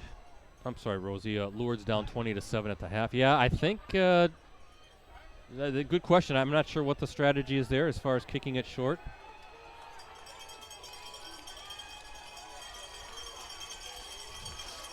Still, though, it's not a 30 or 40-yard field, so.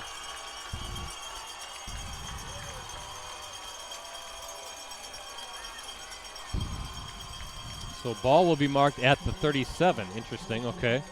Well, does Bayport keep rolling, or does Kimberly make a stop? Let's see.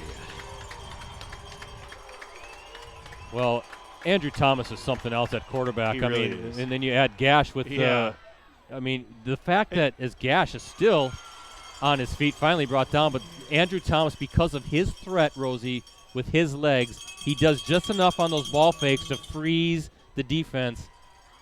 And if they bite just enough on Gash, he'll pull it and he's gone. Yeah. And you just have to play just discipline in your gaps and just try to put a spy on him, maybe slow him down, or what do you do? Well, nobody seems to have done it yet in his career, so he's sensational. And there's a handoff to Gash, who is, look at him go, and he spins his way, still on his feet. Finally brought down to inside the 20. What a run. Unbelievable run.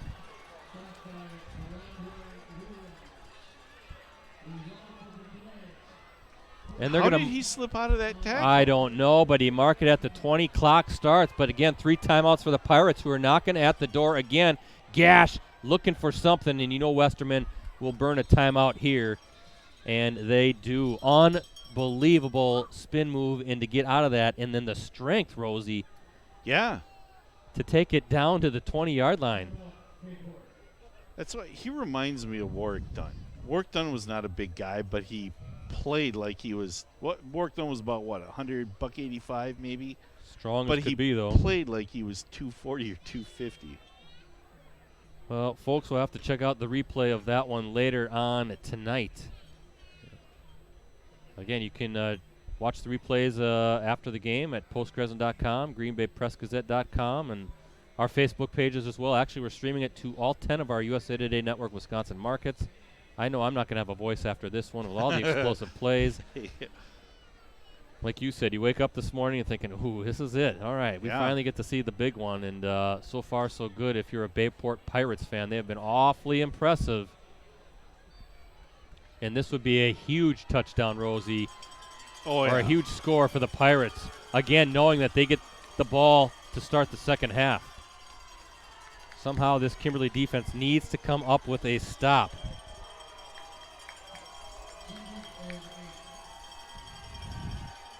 Second down and 8 ball at the 18-yard line. Thomas, he's going to step back and he's going to throw it just too high. Geisler was the intended target there, so 3rd and 8 coming up. Got a tweet from Wally Pingle there. He said, yeah, plus all these kids playing today are bigger and faster than we ever were even in our glory days. It's not even close. The athletes today, Rosie, when we were growing up, it's not even remotely close. It's a whole different universe, and I don't believe I ever had glory days. Yeah, I know I never did, unless you count Nerf football. Yeah. Hey, I was great in neighborhood football, but yeah. 3rd and 8. Handoff. Nope. Play action. Thomas, he's got time. Looking downfield. Oh, it's caught! That's it! It's caught! Oh! What a catch. Is that Plum? Are you kidding me? Sam Plum. And it is a touchdown. I thought it was going to be knocked out. Wow. What a catch. What concentration just to keep. He had it, got it knocked out in the air, snatched it out of the air.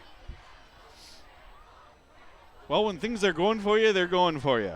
I think that was 18 yards. Huge score, a huge score for the Pirates, a killer touchdown allowed by the Papermakers.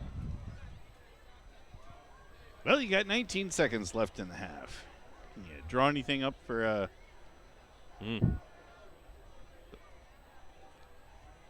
scoring series there? Again, watching in the binoculars, I thought it was going to be swatted away, incomplete, and great job by Plum. Just to keep his focus on catching that ball.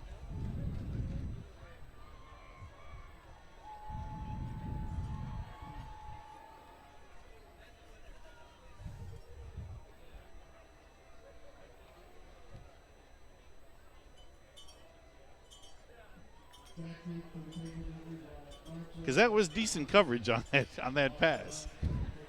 Wow.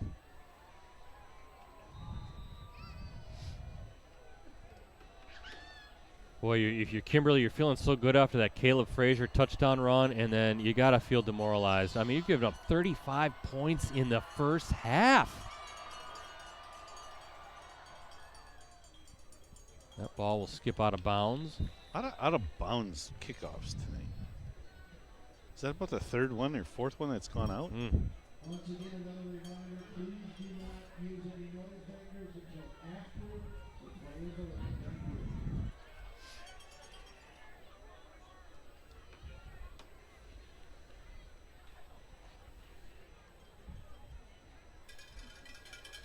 I still can't get over that catch Great by hands. Plum. Unbelievable. 6'4", 180-pound senior wide receiver. Now, those types of plays I made in neighborhood football with the Nerf. Sure. But, you know, nobody had them on video, so nobody would believe me. So. It doesn't count if it's not on video, Rosie. Pendleton in at quarterback for these final 19 seconds, and handoff to Frazier. Oh, boy. Oh, look oh out, boy. look out. Oh, boy. Are you kidding me? He's going to go There's your 65 19-second yards for the play. score. 65 yards. Unbelievable. He had his hand in the air down that far sideline. I think they were just trying to maybe run out the clock. He gets out, bounces it outside, and Frazier's off to the races.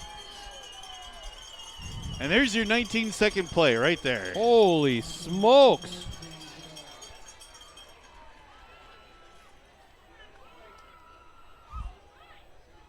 Cam Zeeble in for the PAT. This is unbelievable.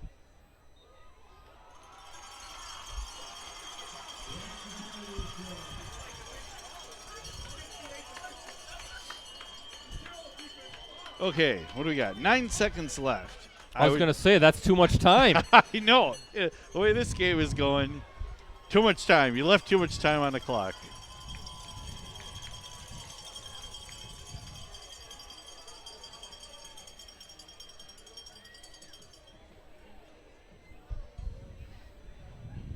All right, you got to keep it.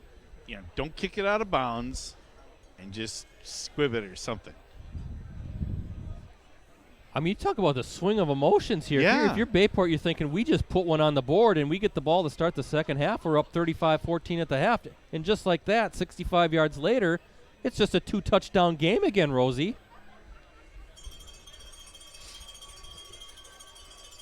And you have Kimberly. If nobody scores within the next 9 seconds, you've got good momentum going into the half.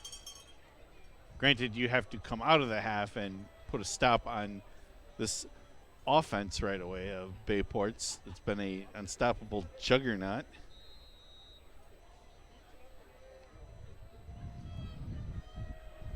But is this the game you envisioned pretty much? It's been a strange game. I mean, there's been a bunch of turnovers and Oh, mercy. having a heck of a time keeping track. And there's Gash. Now he's a threat. Watch out if he gets through. And the clock stops with 2 seconds left. And with the way the running game has been going for both sides lately, 2 seconds is enough to score. Yep. All you need is that little seam, and you're gone.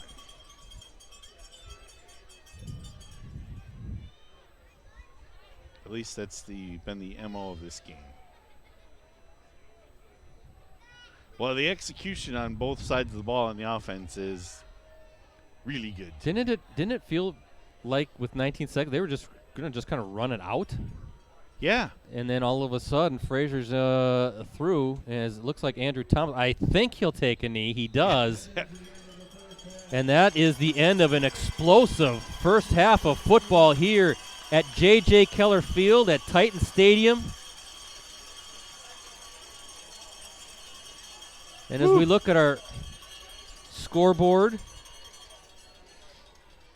Your Verlo mattress. wow, scoreboard. 35-21. I'm hoping that I'm keeping tabs of the proper scoring plays. I mean, there have been explosive 55 yards, 54 yards, 39, 76, 65.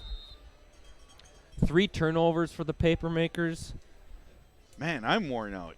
Oh, my goodness. We need Ricardo here in the worst way, trying to keep track of all this Yeah. stuff. I'm not going to even have stats, so unbelievable. But it's halftime here at J.J. Keller Field at Titan Stadium on the campus of the University of Wisconsin-Oshkosh. And a look at our Verlo Mattress Factory scoreboard shows the Pirates leading the Papermakers 35-21 in this state semifinal matchup. Thanks again to our sponsor, Verlo Mattress Factory of Appleton, Green Bay, Oshkosh, Fond du Lac, and Sturgeon Bay. Their craftsmen manufacture your bed on site with unmatched quality and customer service. Stop in today for their mega mattress clearance sale. Also, Verlo Mattress Factory offers free delivery and setup with set purchases, and they can make custom mattresses to fit boats, RVs, semi-trucks, antique beds, and more. Plus, air beds are on sale up to $400 off.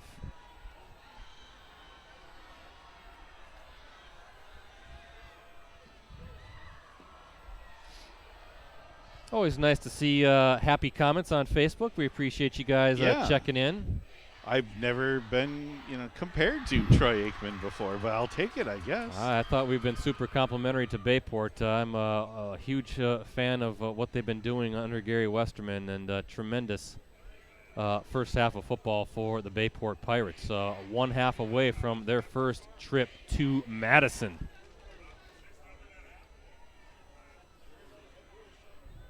By the way, and I'll talk about that's a good segue as we start talking about our Clubhouse Live show and with Aaron Jones. But I've always thought the Troy Aikman, Joe Buck nonsense is more because it seems to be the cool thing to do Yeah. to rip on them. I think they do a fine job. I think Yeah. most of the announcers there do a fine job. I just think it's I- I roll my eyes when I see people rip on Aikman and Buck. I mean, give me a Yeah. break. I don't understand the Those guys the couldn't hatred. care less who's going to win the football game. Yeah. So.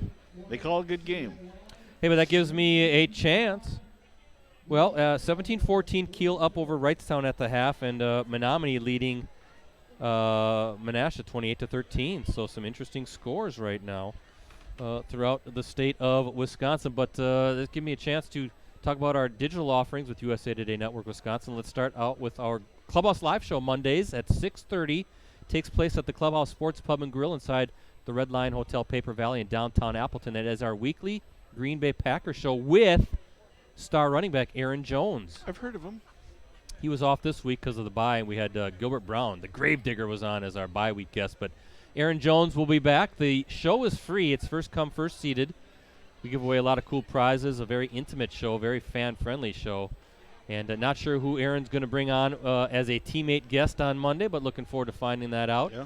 But give us a like on Facebook at facebook.com/Clubhouse Live, or give me a follow on Twitter at PC Bretzi, at PC Ricardo for Ricardo and Rosie over here at Metal Rosie, MATALROSIE. We also stream the show live online if you can't make it to a show in person. Again, at clubhouselive.com or facebook.com/Packers News. Hope you guys can make it. We think it's one of the best Packers shows around. We've done it for 11 seasons now, hard to believe. And pretty cool to see the emergence of Aaron Jones as a NFL star. A very humble, very nice guy, and I think you folks would enjoy coming to a show. So please do. He calls you sir. Yes, sir. All the He's time. got that Yes, sir. military Yes, sir. background. Hey, Muskego up over Madison Memorial, 21-7 at the half. Thanks, Sean, for that update. We appreciate the folks funneling in scores. And then Wednesdays, that's Varsity Roundtable. That's our live weekly look at the Fox Valley prep sports scene. That's hosted by Ricardo. I'm on the live chat. Rosie's a producer. That takes place 7 o'clock Mondays at postcrescent.com and facebook.com/postcrescent. And we'll expand that to our other USA Today markets if we have different athletes like this past Wednesday where we profiled the state swimming and diving meet. We had Nina diver Ave Ozero going for her 4th straight championship. Not a Cerro. And then Bayport's Emma Lasecki, also a very accomplished swimmer as well. So she was on the show, and it was good to catch up with some of the swimmers as they get ready for the big meet this weekend down at the UW Natatorium in Madison. So That's every Wednesday. We got one more show coming up, and then we'll take the Wednesday off before Thanksgiving, give ourselves a little bit of a holiday break. And we'll take off probably around the Christmas time, too, but pretty much Wednesdays throughout the high school season, all the way into June. Yeah. Good. It's a good time to just get to know, sit down and chat with the athletes, get to know them as, people, not so much as, what they do on the field or their sport of choice is nice, but it's also good to get to know the kids themselves too. I should say also, as far as Clubhouse goes, I co-host it with Aaron Jones. Ricardo is also part of it. He is the hated Bears fan. He loves the Chicago Bears. He does get his Bear minute, which usually turns out to be about 3 to 5 Yeah, we'll have to give him seconds. like the Family Feud X this next time or Yeah. something, or the buzzer. Or have his picture, but with a circle and the cross, like the slash. And then you're Good. part of the production crew with Clubhouse Live as well. Thursday is the R&B show. That stands for Ricardo and Brett. Of course, Rosie's part of it as well. That is a podcast audio only. You can find that at iTunes, Stitcher, and Google Play. We talk a whole lot about prep sports and even branch out into some pro sports, college sports, and even some pop culture stuff. Yep. But fun to always record that. That usually can be found later on Thursday. But please subscribe. Just search for the R&B show on those platforms. And we get off on tangents every now and then too. And normally I would say we're going to do a live stream, but this is our final football live stream of the season. 13 of these. Hard to believe another season has come and gone, but we will transition, right, Rosie, to boys and girls basketball. Going to the hardwood. Pretty soon I need to figure out what games we'll be doing on the hardwood. I haven't had a whole lot of time to check that out, but looking forward to that. I don't know what I'm going to do with my Fridays for those 2 weeks. Take a look. Thank you, Sean, for the historic tweet. Amherst has scored against Stratford.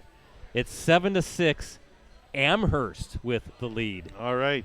I believe I called that in the podcast, and you called it too. I did too. I thought that Amherst is way too good to be shut out. I know Stratford is awesome, but, man, what a run, though. 12 straight games without being scored upon. Stratford finally gives up the touchdown, but still with an opportunity to go down as one of the greatest high school football teams of all time in the state. Dave Mertens, 3 turnovers in the half for the Kimberly Papermakers. A killer, he says on Twitter. They've gone seasons without 3 turnovers. He's still confident that the Papermakers have this, but when Danny Vandenboom was the quarterback, they didn't have a turnover all year, was that? Yeah, that was crazy. That's almost as insane as the Stratford streak of no points allowed. Should be a fun second half coming up, 35-21. That late touchdown run by Caleb Frazier was huge for the Papermakers, keeps them within 14. Now, if you're the Kimberly coaching staff, okay, offensively, you've proven you can gash the Pirates for some big plays. Turnovers have been killers, as Dave Mertens said. 2 interceptions, 1 fumble. That has led to 21 Bayport points. But right now, I'm not so sure that the Kimberly defense has proven, at least to me, that they can slow down that rushing attack of Bayport. That two-headed monster of Gash and Thomas, that is impressive. They haven't stopped either one of them yet. And I mean, this is almost like a Madden game where it's you just – one play, score. Okay, now I'm going to kick off to you. Okay, now I'm going to run it or I'm going to pass it here. And Bayport's the real deal this year. I mean, we knew going into this year that they were going to be good. We just didn't know how good. And right now they're showing that they are definitely in the conversation for state this year. I mean, they're taking it to Kimberly right now. But you got a whole half to play. Yeah, 24 minutes still to go. And I mean, if Bayport just continues to do what they're doing, I really don't see any way Kimberly can stop them. Well, one of the, if you want to call it a criticism, I use that term loosely for Bayport, is just the Fox River Classic Conference traditionally has not been as strong as the VFA. No. So that was always kind of like, they're dominant, but how dominant are they? Well, we saw last year. We felt pretty good about those guys last year when we did that state quarterfinal game where they lost to Kimberly, with all these guys were coming back with like, wow, Yep. what are they going to be like when they're all seniors with another offseason of training and all this stuff? So I'm not necessarily surprised. I think the biggest thing that has surprised me so far in this game, Rosie, is the 3 turnovers. You just don't see Kimberly that loose with the football, and that's killer, and that's going to be tough to come back from. Having said that, they're still only down 2 scores. Yeah. Well, But if you're Bayport, boy, if you're Gary Western, you got to love the fact that you took all 3 of those and turned them into touchdowns. Yeah, and those turnovers, I mean, they were earned. The one interception you had to reach back to get. The one pick kind of floated up there, so that was almost a gift. But still, gifts you can drop, but he caught it. And the fumble, that was just good old-fashioned wrestling the football away. Yeah, just ripping it out. But, yeah, like you said, they got the turnovers, but they also converted them into not a field goal, 21 points. Tough to come back from, as we're letting the first half run down. Again, Ricardo down at Middleton for that Oshkosh Lourdes Blackhawk game. And I just got a late tweet from Sean. Muskego now up 28-7.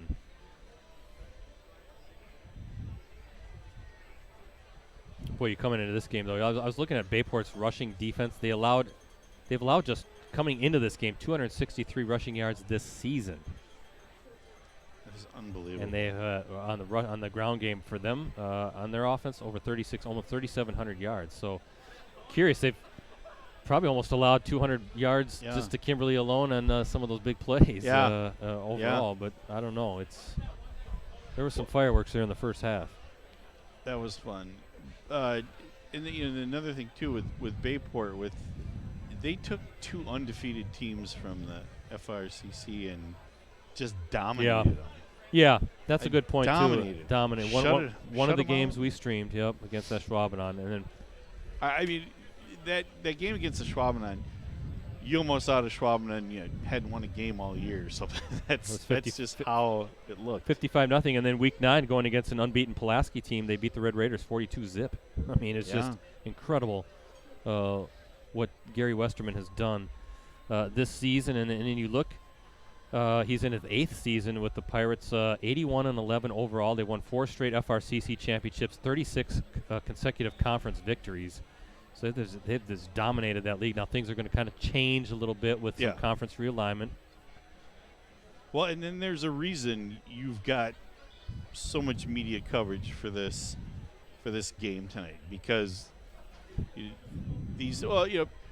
Kimberly, you hear the Kimberly name, it's synonymous with winning, and it's going to be a good team. But if you have not seen this Bayport team play this year, watch the game. If you don't like us, turn on the audio. Just watch the game. But you've got to see this Bayport team play this year. They are just that good. Yeah, they're fun to watch, that's for sure. And if Bayport can somehow hold on and get to state, that'd be a very interesting matchup against what looks to be Muskego. They're up 28-7 over Madison Memorial. Muskego, boy, they're every bit the real deal as well. It's a nice thing they've got going down there. 27 straight wins. I think they were 14-0 last year. Yeah. What are you looking for in this second half? Well, again, Kimberly, we talked about in the first half. I guess if I'm Steve Jones, I say if we can take care of the football, we've proven that we can do some things offensively. We've proven that we can score a couple touchdowns. A 2-touchdown deficit is not that big of a deal for us. It's the defensive side. Yeah. Can we shore up? Now, a couple of those turnovers were, shorter fields, and one was a very short field. But we've got to trust trust where we are. Don't bite.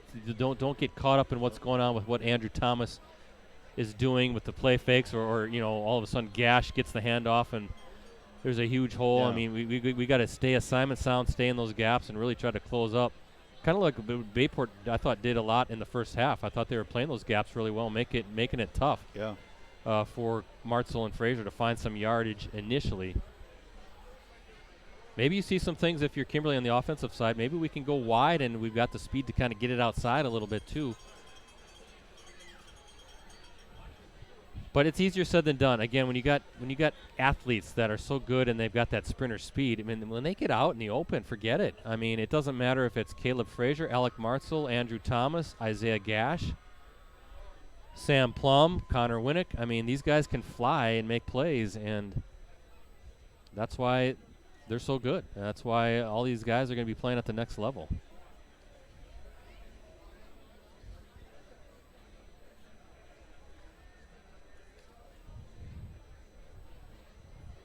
But I will say, I think this game has pretty much lived up to the hype so far. Thanks, Brent. NBA All-Star game, he says. Nah, just Bayport and Kimberly slugging it out. Dang, what a first half. You bet, Brent. Mentioned Amherst leading Stratford 7-6, and Sean with the tweet, Brookfield East up 20-8 over Superior. 14 different state semifinals, going to be down to 7 state championships. The action starts Thursday at Camp Randall Stadium with Divisions 7, 6, 5, and 4. And then Friday it's Divisions 3, 2, and 1. See how many USA Today Network Wisconsin G10 teams we get. That was kind of interesting. I saw like Bayport looked like went inside. Yeah. And then Kimberly stayed outside as they're going over some stuff. So.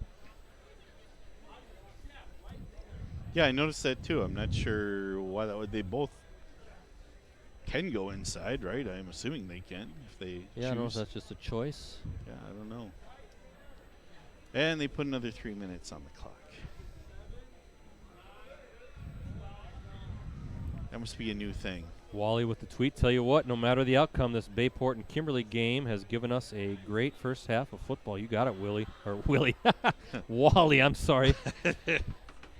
My mouth is starting to freeze a little bit. It is getting a little cool in this press box. Yeah, I got to get back by the heater here. Oh, that's nice. There we go. That's the stuff. Feels good. Hey, let me run down the scoring here, and it's going to take a while. Since there were, 8 touchdowns scored? Kimberly got on the scoreboard first. A 55-yard pass from Caden Pendleton to Alec Martzel, 7-0 with 5:16 to play in the first quarter. Then Bayport, 2 plays later, a 54-yard touchdown run by quarterback Andrew Thomas. That tied it up with 4:25 to play. And then Bayport, 3 straight touchdowns to kick off the second quarter. Runs of 9, 13, and 39 yards by Isaiah Gash. The last one making it 28-7 with 3:55 to play. All 3 of those touchdown runs coming off Kimberly turnovers. An interception by Jaden Montgomery, another interception by Logan Geisler, and then the fumble. And Bayport in complete command. And then Caleb Frazier coming through with a 76-yard touchdown burst for the Papermakers. The PAT was good, made it 28-14. Bayport answers on the 18-yard pass from Thomas to Sam Plum with just 19 seconds to play in the half. Made it 35-14. Kind of bobbled it, but was able to hold on. And then figured that was the way the half was going to close, but not so fast. Yeah. Caleb Frazier with a 65-yard dash down that far sidelines with just 9 seconds to play. PAT was good by Cam Zeeble, and that's where we are through one half, 35-21. Bayport with the lead as we look at our Verlo Mattress Factory scoreboard. Edgar up 14-0.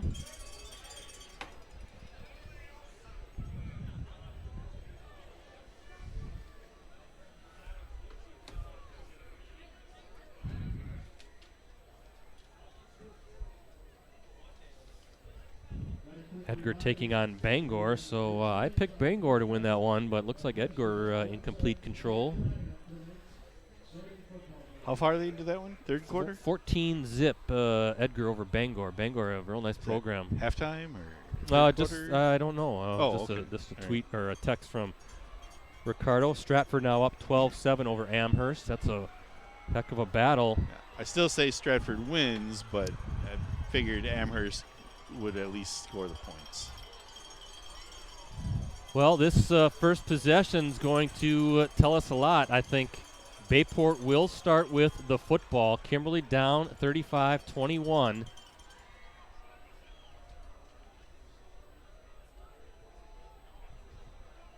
as we are ready for the third quarter here at J.J. Keller Field at Titan Stadium on the campus of UW Oshkosh. I'm Brett Christofferson with USA Today Network Wisconsin, hanging out with Jim Rosendick. We call him Rosie, a two-man crew because Ricardo can't be here tonight. We're making do. That's right. Doing what we can. And we appreciate everybody checking us out tonight online. Short kick.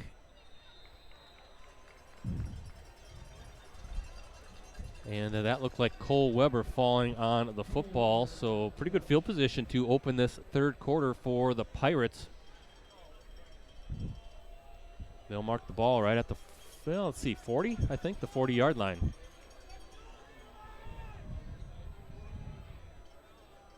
Yeah, looks like it. Wendy Reed feeding some scores as well. That Stratford Amherst game. Thank you, Wendy. 1st and 10 coming up for the mighty Bayport Pirates. They're up 35-21. And we'll see if they can keep this punishing ground game going. Isaiah Gash, good big hole first. Almost the first down, 8-yard run for Gash. Good first run for the senior running back.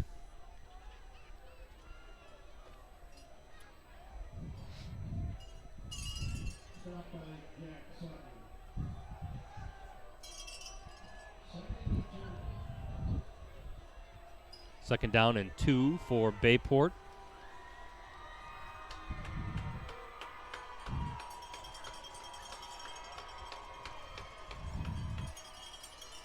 Gash, big hole. Oh. Wow. Look at him go. What a move. He's gonna score. 2 plays, and he throws into the end zone. With authority. 62 yards. 62-yard run by Gash. His 4th touchdown of the game.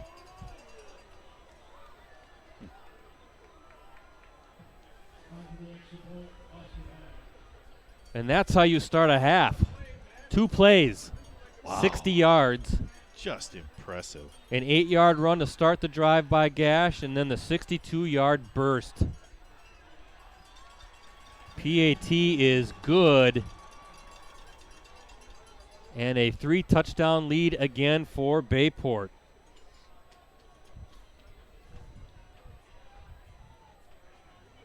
Wow. He found his hole, just weaved through traffic, and then it was off to the races. But then I liked his finish. Yeah. Just a statement at the end. I think he'd be gassed, but no way. He just buries his head down and just pushes his way into the end zone. 4 touchdown runs now. 9, 13, 39, and 62 yards. How about that?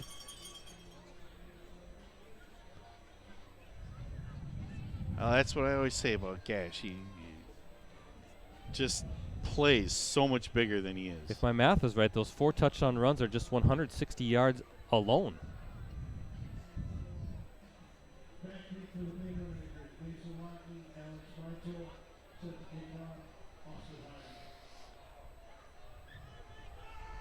I'll have to add that up again. Incredible performance. 28-20 now, Menominee over Menasha as the Blue Jays coming back. And again, these short kicks. Bayport says they've got it. There was a... Nope, Kimberly with the football. Wow. Because imagine that. I didn't catch his number, but Bayport had a player right on the spot. I thought they better get on that ball, otherwise Bayport's going to have another chance to have a 30-plus yard play.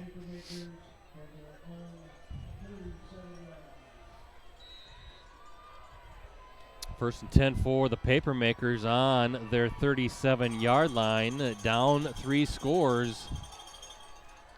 A quick touchdown by the Pirates as Martzel with the ball and brought down quickly. Benjamin Storby kind of squirting out there, number 6 with the football, but they said that Martzel was down after a 1-yard gain.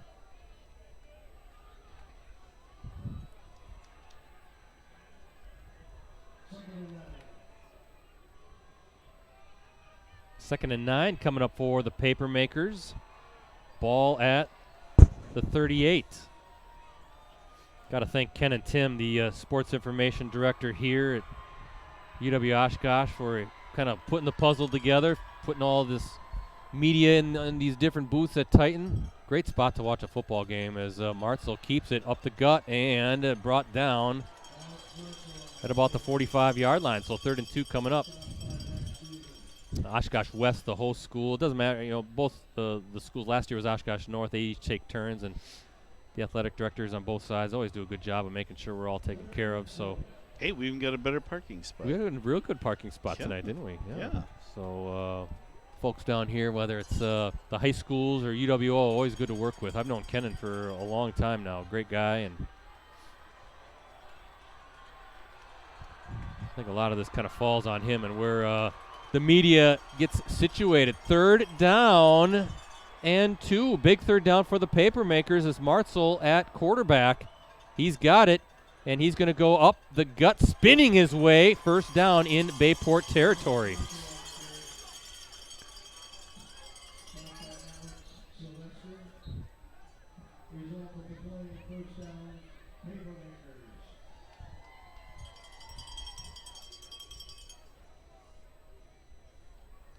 Nice run there by Martzel for the first. Ball will be at the 48-yard line of Bayport. I know you're down 3 scores, but you almost feel like if you're Kimberly, kind of give that defense a little bit of a breather here and try to take as much time off the clock. I mean, it's just kind of weird to say down 3 scores, but give the defense a time to regroup. And what do we have here? Got a flag of some sort. Is that going to be a delay? And it is a delay of game against that Kimberly offense.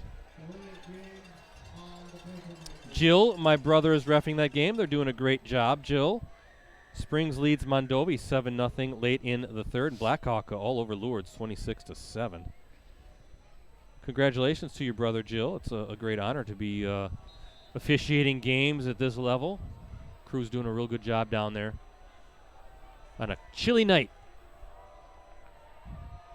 1st and 15 as Caleb Frazier looking for something, and not a whole lot there.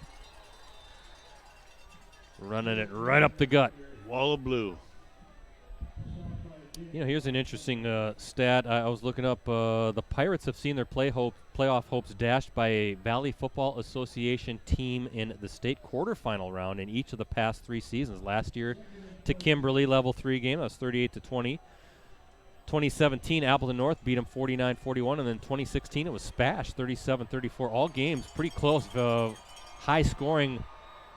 Could this be the year that the Pirates finally end that curse, right? And break the VFA curse and then get to Madison as Martzel looking downfield. He's got Winnick just through his hands. Oh, close. Along the near sideline. I thought he had it. I thought the hookup was there. 3rd down and 14 coming up. Pretty good ball, just couldn't get it. Yeah, I thought Winnick was laying out. I thought, he's got it. Well, we'll see what happens, Rosie, on 3rd down. But I just feel even where the ball is at near midfield, this is 4-down territory, down 3 scores. Yeah, especially when Bayport can pretty much score at will from anywhere. The thing is, you're down 21, but the big plays just happen. Yeah, let's see if the Papermakers have a big play there as they double team Musin, and that ball is incomplete to Winnick. It looks like Steve Jones wanted maybe a pass interference call, so not there. So 4th down. Oh, I guess they're going to send out the punt team. And Bayport with the stop. And you can hear the Bayport crowd down the way from us cheering on its defense. A big stop here. And boy, Rosie, feels like this is maybe the game. This series coming up. Bayport a chance maybe to put this one away. But we'll see what happens here on the punt and where this ball ends up. Yeah, Bayport has not punted yet this game, have they? Or did they once? That's a good call. Oh, blocked! Oh! And a special teams play. I think that was number 22. Is that Jake Berg? He was in there just as fast as the snap got there. Wow. Pirates take over first and 10. Just bursted through. I believe that was number 22, Jake Berg, with the block. And look at this field position. Ball at the 33-yard line of Kimberly. And again, as we said, complimentary football at the half, right? They're doing it in all three phases, Rosie. Yeah.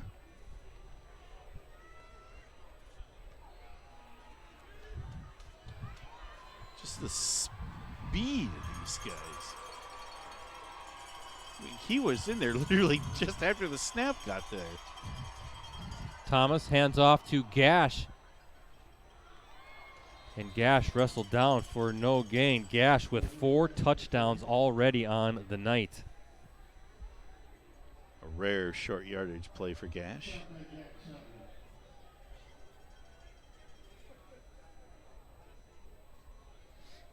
Yeah, his 4 touchdown runs have totaled 123 yards. Second and 10, no gain on the play. And the Pirates off of the punt block. Thomas keeps it. And look at Thomas just push his way forward. Kind of stood up around by the 32 and ends up getting about 3 or 4 more yards, just plowing his way ahead. So third down, ball at the 29-yard line. 3rd and 6 coming up. Yeah, I think that's Thomas's way of saying, I can carry tacklers too, you know.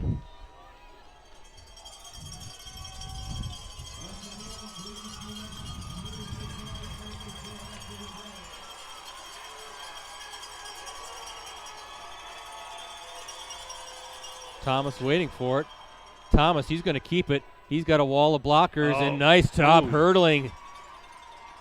He hurdled one of his offensive linemen, number 55, Braden Doyle. And a big first down for Thomas and the Pirates in control.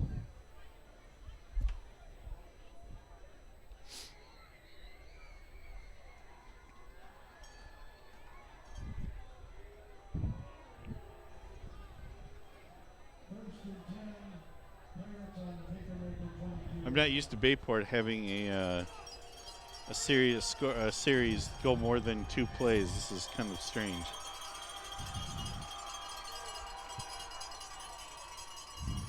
Thomas. Wow.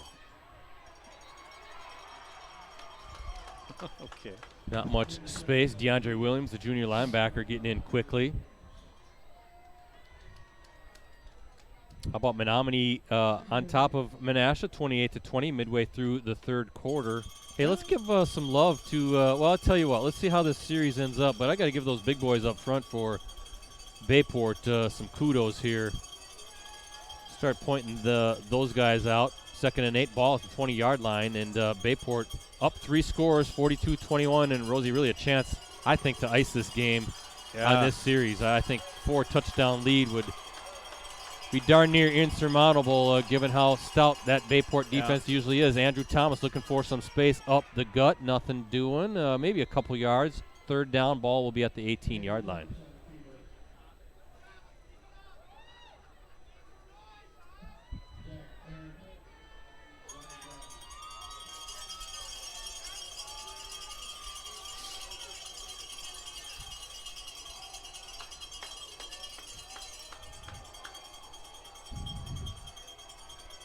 I'm going to say hello to some friends of mine, Todd and Sue Schomer, watching from the warmth of their living room, Rosie. Got the fireplace going.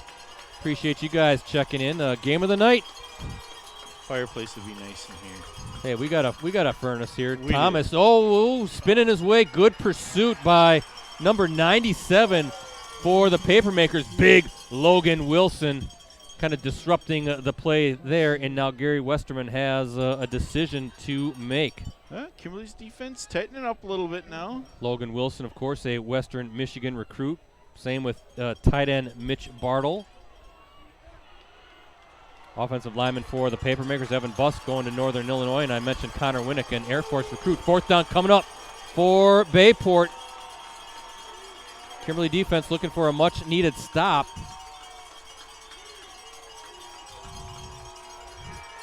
As Andrew Thomas waiting for the snap. And I don't know if they're just trying to, they're going to get a timeout here. I don't know if they're trying to draw the Papermakers off sides on a 4th and 6 play at the 18. So Bayport burning a timeout there. And Gary Westerman and crew talking things over. As I said earlier, Bayport running back Isaiah Gash tweeted out an offer to play collegiately at St. Cloud State. And Andrew Thomas tweeting out an offer to play collegiately at Drake.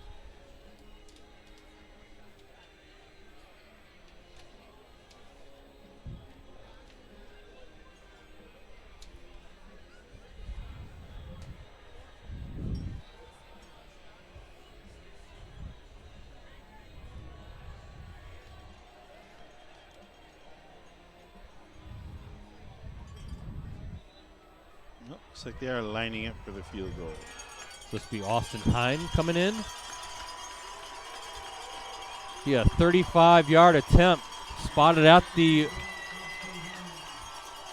right hash, outside of the right hash. Let's see Hine, if he's good from 35. Everything looks good. Kick is, no, it's wide left. Wide left. It sails wide left, so the Papermakers get a big stop. Still down 3 scores. Plenty of leg in it. But I tell you what, where that started off the punt block, you figured it was almost a foregone conclusion with the way Bayport's been operating offensively, that was just going to end up in the end zone. So kudos to Kimberly and a chance to chip away at this deficit. And on the other side of the field, Bayport lamenting over a big missed opportunity there to maybe put it away. Yeah. Short field, the punt block, just couldn't convert. Edgar up 21-7 over Bangor. Ricardo Arguello, he's been probably the busiest guy I know. He's been all over the place during this fall tournament season. He'll be covering state swimming tomorrow, seeing if Nina's Ave Ozero can win her 4th championship. One of the few to do it, I believe, in the sport of swimming, is Caleb Frazier trying to push his way forward, and the pile keeps moving. Wow, the officials still haven't blown it. Bayport's saying they have the football. I think the officials are saying Frazier's down.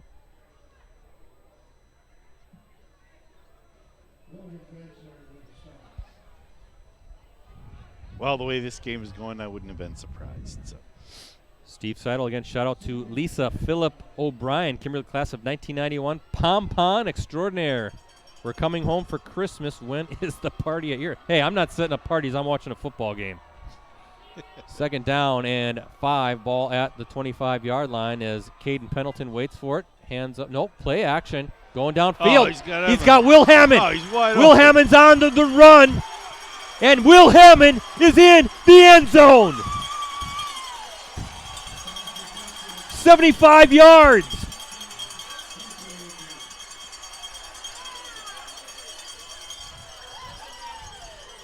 Slipped past the coverage and was all alone.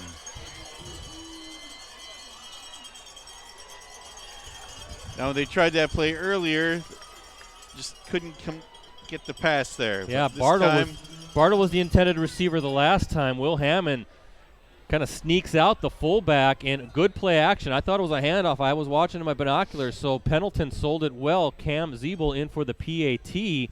What a turn of events. Kick is up, and it is through. And as we look at our Verlo Mattress Factory scoreboard, just like that, the Papermakers only within 2, down 42-28 with 2:26 to play. This is what I mean. The punt block sets up a short field for Bayport, a chance to go up 4 scores, 4-touchdown lead. Kimberly gets the stop. The field goal sails wide. And another explosive play for the Papermakers, and instead of being down maybe 4 touchdowns, it's just a 2-touchdown game with a whole lot of ball game left.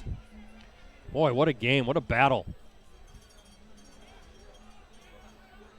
Muskego handling Madison Memorial tonight. 42-7 is the lead, so Muskego well on its way. This one is still in doubt. How about Regis taking it to Abbotsford 36-8? Abbotsford, one of our USA Today Network Wisconsin teams. Who scored that last touchdown?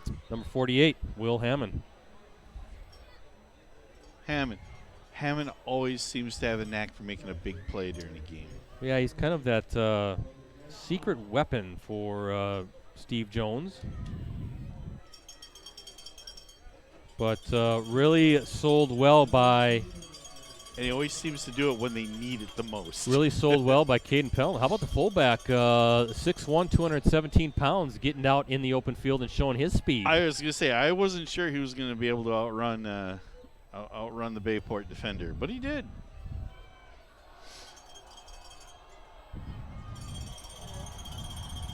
Well, let's see if Bayport's got an answer here.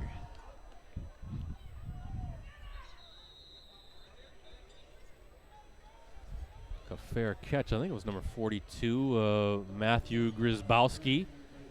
Stratford now increasing its lead up 19-7 over Amherst. Not as really surprised that Stratford looks like it'll win. Just the first time Stratford has allowed a point all season. And we're week 13, so. But now I think they won't allow another point. That might be it, right? Yeah. Well. Alrighty. Every time Kimberly has scored, it seems as the Pirates have had an answer.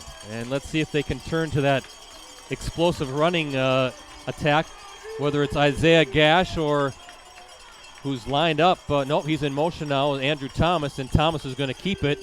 And nowhere to go. Good push by the Kimberly defensive front.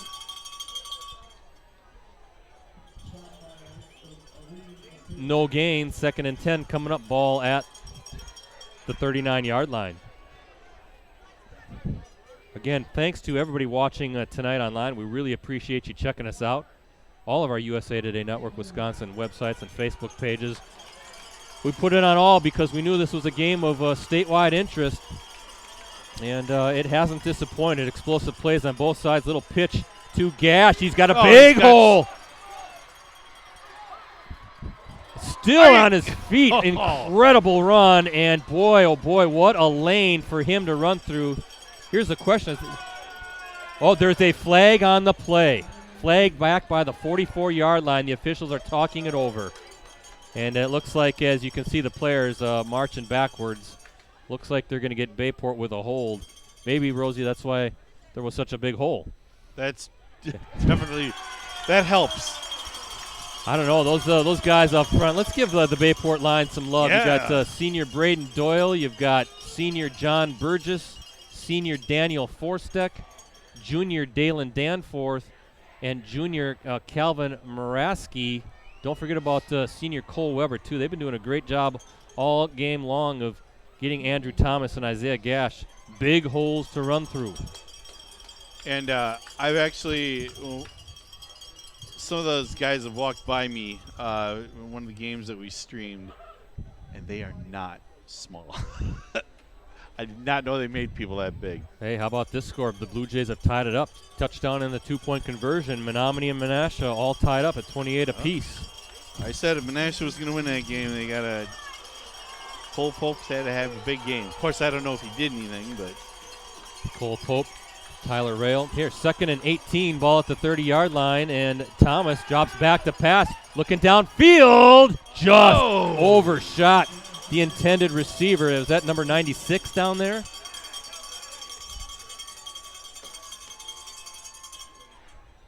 Thought he might make a spectacular one-handed grab there. I mean, we've seen so many great plays tonight. Why not make a one-handed catch, you know? And it's not even the fourth quarter yet. Well, here's a big third down coming up. That holding call negating a big play by Isaiah Gash and making it 3rd and long, 3rd and 18. You assume that Andrew Thomas is going to drop back and throw. Nope, it's to Gash. Watch out. Watch out. Oh, Gash is on the run. He's got the first down and more. Still on his feet. Wow. Yeah. 3rd and 18. That could be, What a killer. boy, that could be a turning point right there. You figure 3rd and 18, if you're Kimberly, that you're in good shape. But how about that? Great blocking again up front by Bayport. And there was a huge lane on the far side of the field, wide open. And look at where the ball is now marked at the 37-yard line. Just an Was thir- I think outstanding piece 30 of running by Gash. 33 yards, yeah. Boy, just a impressive job by that Bayport offense. 1st and 10 now. Andrew Thomas is Gash again. Nope, Thomas is going to keep it. And maybe a yard. And if you're Bayport, ball security big at this point. Yeah. With the clock down to a minute to play in the 3rd and running. 42-28, Bayport with the lead as we look at our Verlo Mattress Factory scoreboard.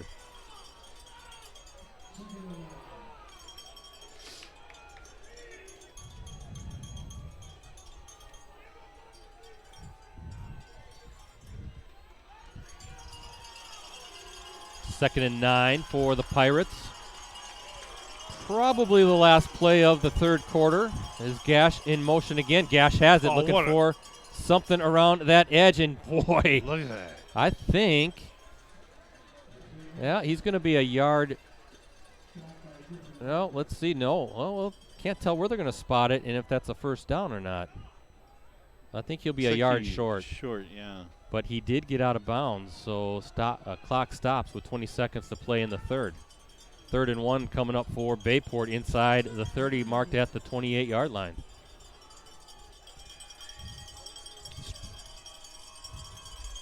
Stratford beats Amherst, guys, 19-7. So the Tigers going on to Madison.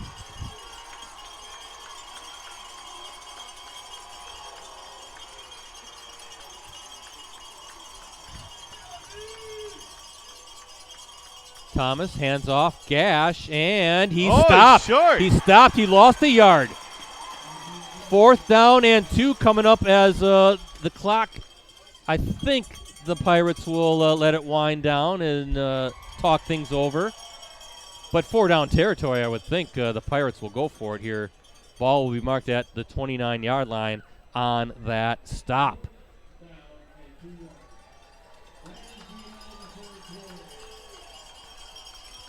"12 minutes to go, Rosie." Yeah, I would think if you're Bayport, you go for it. I mean, for the most part, your running game has been completely dominant tonight. So you lost a yard there. Oh, no. Line them up. Do it again. That's just what my take on it. As a coach, that's what I would do. I'm like, Hey, you're the best Pop Warner coach I know. I was, yeah. We scored a couple of touchdowns anyways. Well, if you guys wouldn't always change your offense every week. Yeah, but, exactly. Never mind. Yeah. That's a conversation for another time. So congratulations to Stratford. How about the Blue Jays, marching back? We're going to have a number of USA Today Network Wisconsin teams, it looks like. Edgar.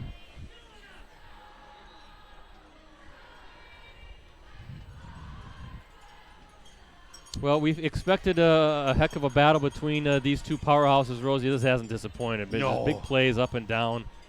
Not at all. Been phenomenal football to watch.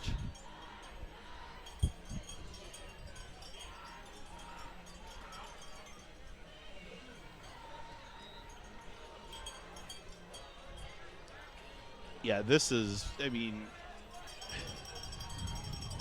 Bayport runs out to the big lead. Kimberly comes back a little bit more. Bayport comes back out to another big lead. Kimberly comes back a little bit more. How about Kiel on top of Wrightstown, 24-14? How about the Raiders? And here we go, 4th down and 2, ball to 29-yard line. Bayport looking to keep this drive going. Thomas, and he is stopped. Short. I didn't see who got in there. Good pursuit by that Papermaker defense. I thought Thomas was going to pick up that first down kind of on a sweep play. And we do have a Papermaker down. Is that 42? Yeah, is that Arndt? Yeah, Zach aren't a senior linebacker who's He's the one that made the stop. I'm not sure. He was on the bottom of the pile. I know that.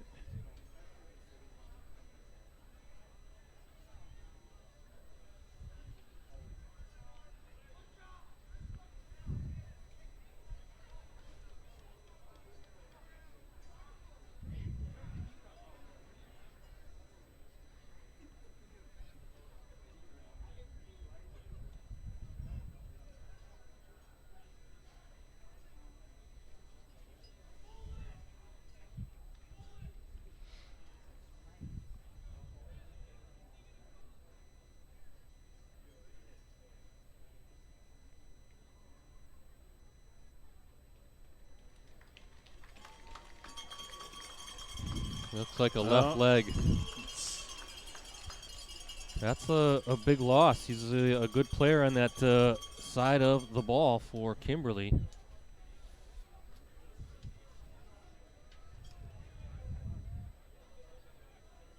First team outside linebacker for the Papermakers on the VFA North Division All-Conference squad.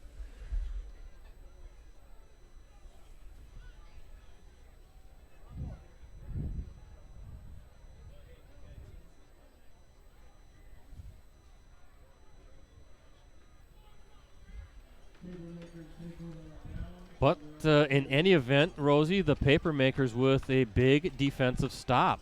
So 4th down. I just thought when I saw Thomas kind of behind a wall of blue, I figured he's going to get that. So credit the Papermakers for getting the stop. 1st and 10, ball at the 30. Seems like they've made some adjustments to the offense. Now it's Pendleton. Hands off. Looks like that's Martzel. And gets about 3. Ball will be at the 33-yard line. Stood up by Jake Fisher. Now until the ground on the concession stand, Edmonds hot chocolate.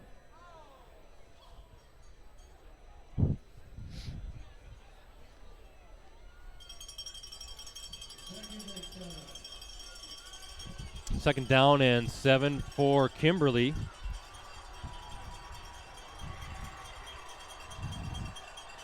As Pendleton awaits the snap. And he hands off to Martzel, looking for a hole. Good backside pursuit by Max Musin. 3rd down, a big 3rd down coming up for both sides. Looks like they'll spot it at the 34-yard line. 3rd and 6 coming up for Kimberly.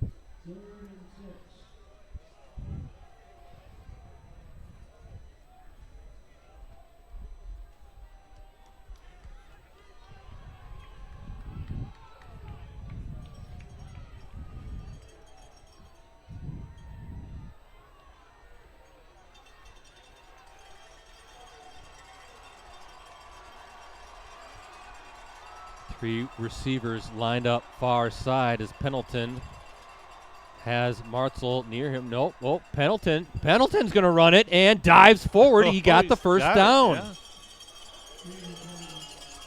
Yeah. That looked like the play design too, Rosie. A quarterback draw for 7 yards. Yeah. Now, is it me or did it look like he stumbled a little bit? Otherwise, he looked like he might have gone a little further. Well, yeah, he did the right thing towards the end, just dove forward. He Yeah. needed to get to the 40-yard line. Ball will be at the 41, so still plenty of time, 10 minutes to go. Kimberly down 2 scores. Pendleton. For these two offenses, that's nothing. a lifetime. Play action. Pendleton, pump fakes, going. Oh, boy. Looks like Bartle was the intended receiver. Logan Geisler in on the coverage. You can hear folks in front of us screaming for a flag. I didn't see anything too crazy there. That's my eyes, of course. Heard they were both going for the ball, right? Both were looking at it anyways.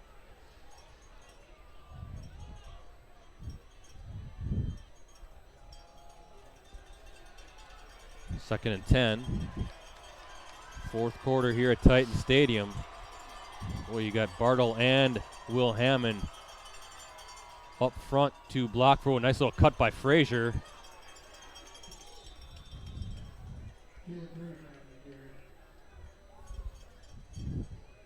Alex Sylvester, I think, number 15, the junior defensive back, did a good job of tripping up Frazier. Otherwise, I think Frazier might have been potentially off to the races. Just enough to swipe the ankle, slow him down a little bit. 3rd and 4 coming up, obviously, at this point of the game, 4-down territory for Kimberly. Ball at the 47.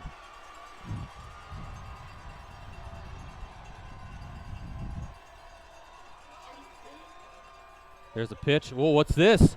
Whoa, fumble! Oh, fumble. Oh, boy. You got Winnick fumbled it, and it was recovered. Unbelievable. Number 18 falls on it. Bryce Van Helmrich, the senior linebacker, the 4th turnover of the game for Kimberly, and it's a costly one. Little trickery there. Rosie, you might have had a better look at it. I was in the binoculars. I don't know what kind of space Winnick had, but just lost the handle. He had room. Yeah, the ball just popped out of his hands. And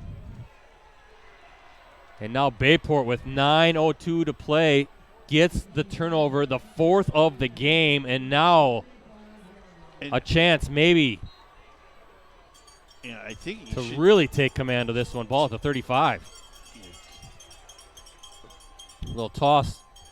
Not much there. Good job by number 97, Logan Wilson, and number 92, Luke Todd.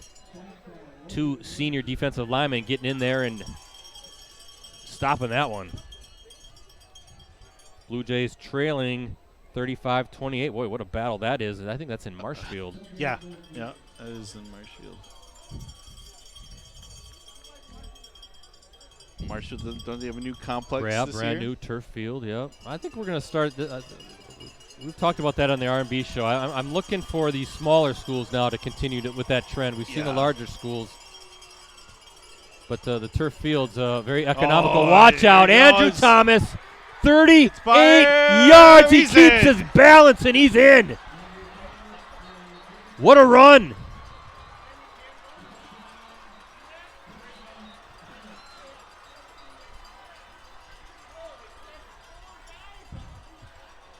Is there a flag? Well, I think there's a flag right in front of the Kimberly bench.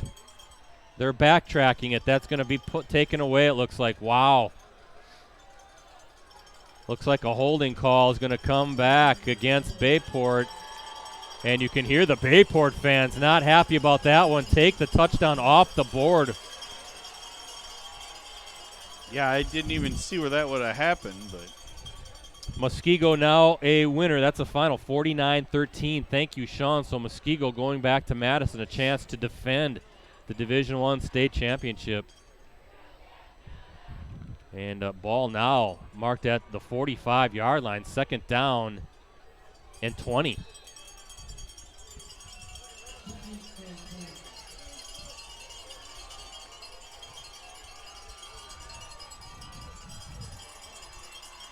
Gash has it. You got to credit that Kimberly defense. They are tightening up. They're tightening up, but the clock obviously becoming a bit of an issue now as we're down to 8 minutes. I think that's a good call, and I think if I'm Bayport at this stage, I think I'm running it again and just burning time. Yeah.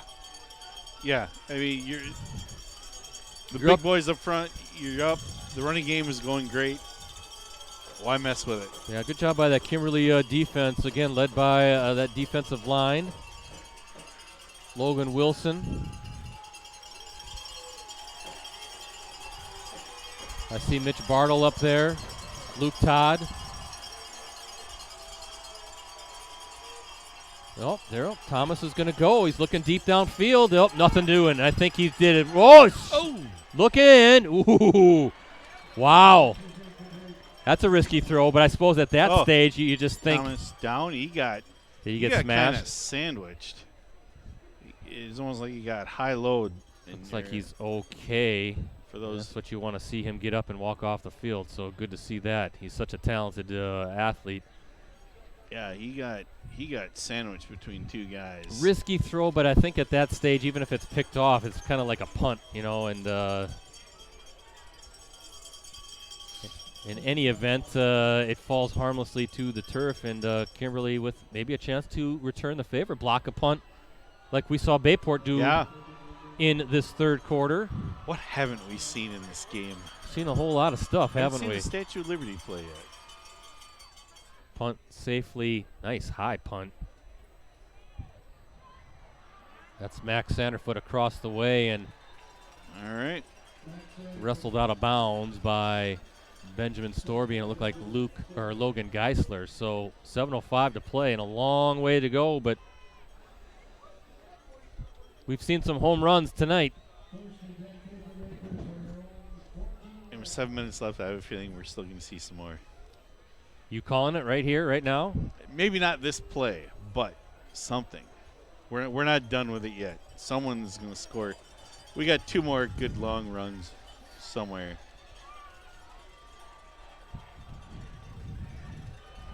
Well, 1st and 10 for the Papermakers. Ball at the 14-yard line. Kind of for them,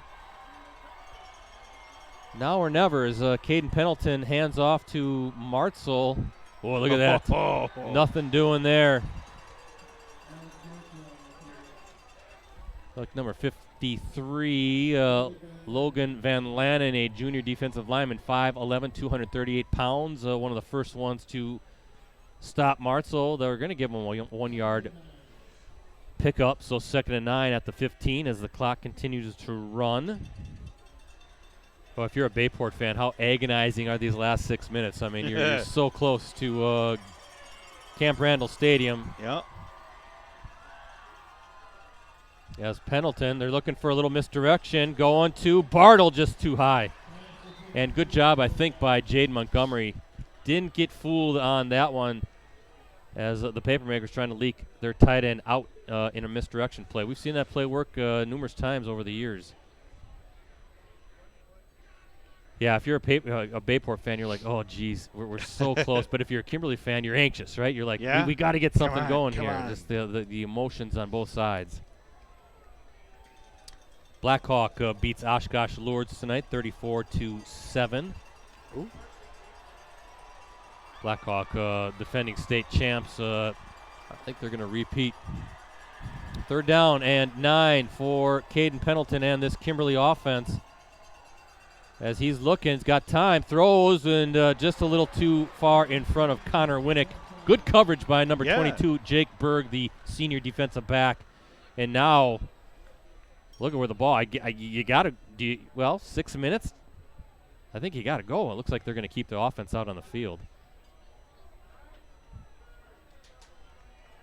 Down 2 scores. Yeah, you have to.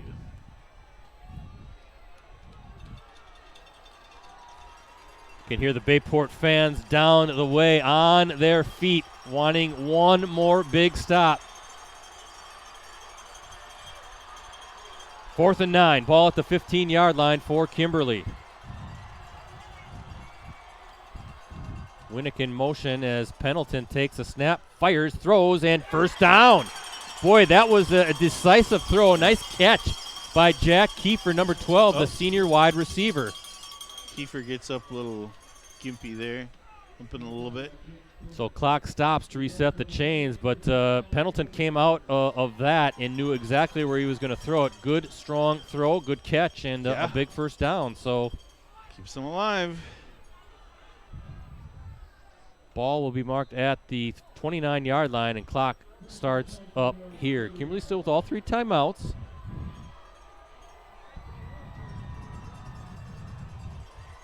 Pendleton with Martzel. And Pendleton now going to sling it to Winnick. Winnick breaks a tackle, still on his feet. And maybe you can hear the fans maybe wanting him to get out of bounds, but clock will stop, so a chance for the Papermakers to get to the line. Ball will be marked at the 47-yard line. Clock now starts again, and you can kind of sense the Papermaker fans in front of us kind of anxious, kind of wanting to let's hurry this along a little bit. Yep. So far, Pendleton with 2 nice throws to keep this drive alive. Pendleton again looking downfield, far side, and Winnick caught it. Wow, leaping grab over Jonah Dolger. Dolger was right there. But Winnick is 6'4", going against the 5'7" Dolger, so using his frame, his size to just make a play. Ball at the 27-yard line. Nice catch.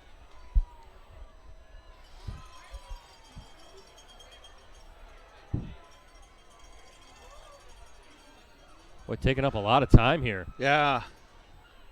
Okay. A little under 5 minutes.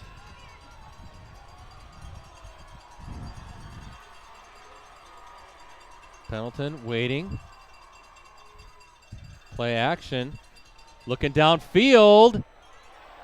Oh, boy. Nearly picked off, yeah. Whew.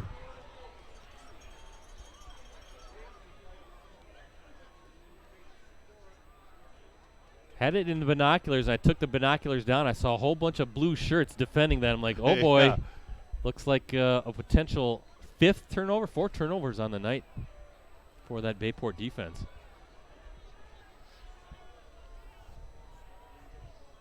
Yeah, very un-Kimberly-like for 4 turnovers, but you got to credit the Bayport defense for causing those. Yep, turnovers. and then the offense for turning those into points. Every single yeah. 3 of the 4. 2nd and 10, ball at the 27-yard line.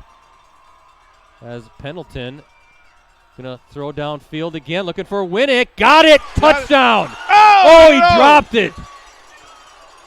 Well, the officials are going to talk it over. Did he cross the goal line? No. Wow. Was it knocked out? It almost I looked like he had a couple of steps, but it just popped out of his hands. I don't know that. So say he didn't have control of the catch. Yeah.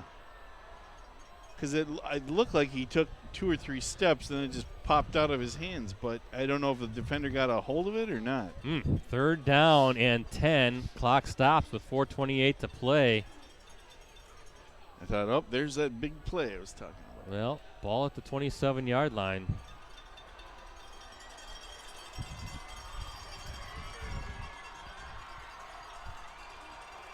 Pendleton again. Oh, looks like we got a timeout. And that's probably a good thing because Max Musin was all over that one. Yep. I was just going to say. So Kimberly burns its first timeout of the half. Both teams with 2 timeouts remaining. 4:26 to play. And we look at our Verlo Mattress Factory scoreboard. Pirates with the lead, 42-28. 3rd and 10 coming up out of this timeout. How you doing over there? I'm getting a little stiff from the cold, but, you know. Isn't it funny? You think we start these streams in August and we got shorts on, we're feeling good, and they always end up with us bundled up. And bundled up earlier than normal this year, too. Although I believe this week was warmer than last week. Yes, last week was pretty darn cold. We did the Kimberly Appleton North game in that state quarterfinal at Papermaker Stadium. But I'm thinking tomorrow, based on the forecast, I might get the bike out. Oh, yeah? I might get the bike out. Are we talking 40s or? Something like mid-30s maybe. Oh, that's not if bad. If there's no wind, I can bundle up and get a ride in. I refuse to give in to Mother Nature and put my bike on the spinner for the winter. I'm not going to do it yet. Yeah, when you're working the cameras, you kind of got to stay still, so it tends to tighten up in the legs and the joints. 3rd down and 10 is not sure what the delay is here. And here we go.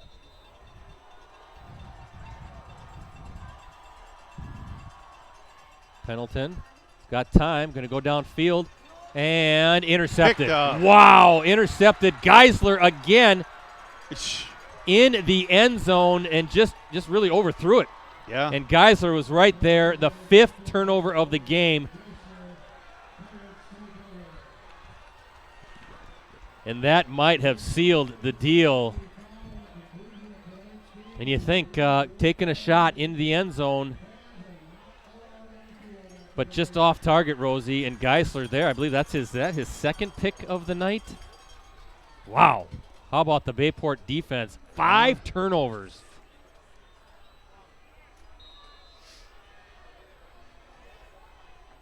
And now That a chance. is impressive. And now a chance, if you're Bayport, to run it out. Yep. You're up 2 scores. You got You got the big boys up the front. big boys up front, and you Closer got out for you.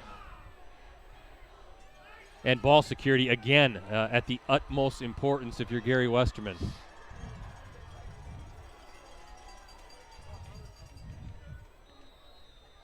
And that's going to be, what's the call here?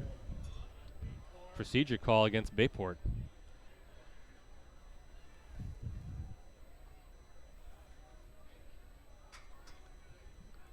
Legal procedure on the Pirates.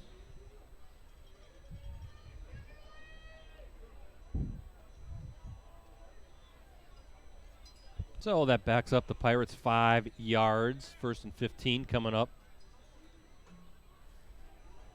And I'm sure that was talked about, Rosie, on that far sideline.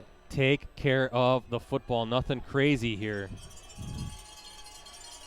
If you're Bayport, as Gash has it, powering his way. Look at Huge that. night for Gash. Wow. 4 touchdown runs on the night for him. And Kimberly wants to burn a timeout.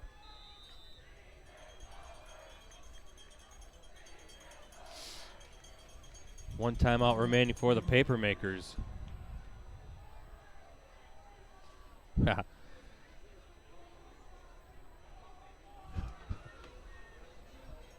So a little tweet that you can look at later about some ways that you can loosen up the joints there a little bit, Rosie. Okay, all right, good. Well, yeah, I'm glad listeners are caring about us. So. Well, we appreciate everybody checking us out. Yes, we do. Tonight online here. Oh, nice. Yes, we appreciate it all. Everyone, Hey, thank you. and stay with us for what should be a very exciting basketball season. Boy, we got, talking about at the office, some very high-level talent, boys and girls side, in multiple conferences. Really looking forward to checking it out. Girls side particularly has some excellent players. Really looking forward to some of those girls games. See, there's a lot of talent on I the think girls' side. there's a this year. good Bayport Hortonville girls game coming up next Tuesday. Now, assuming Bayport wins, I believe that was scheduled for next Friday.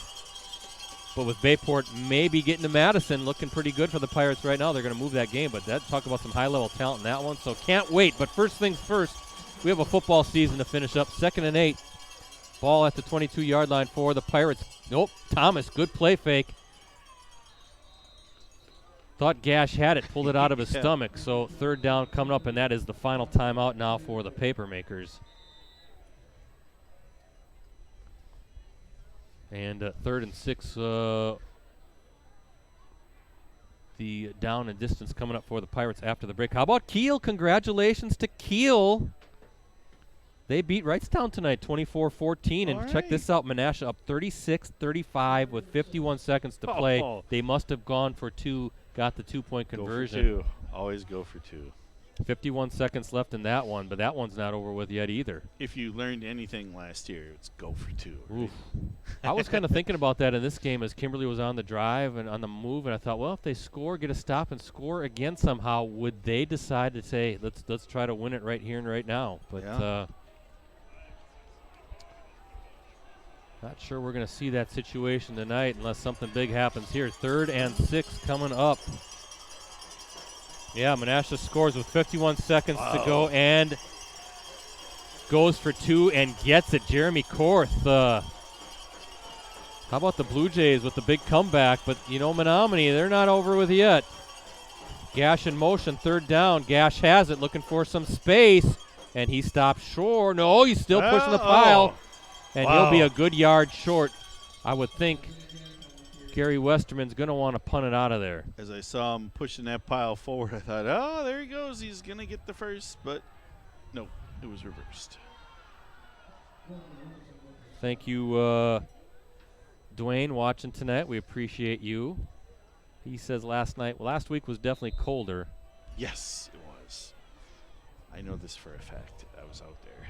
But thank you for the kind words. We appreciate it. And is Bayport going to go for this?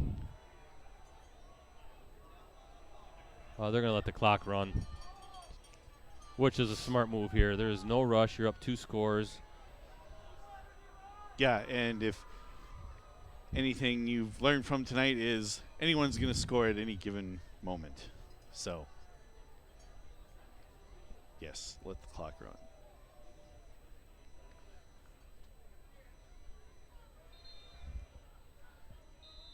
And Bayport takes a timeout. So 3:19 left in our final game of the football season.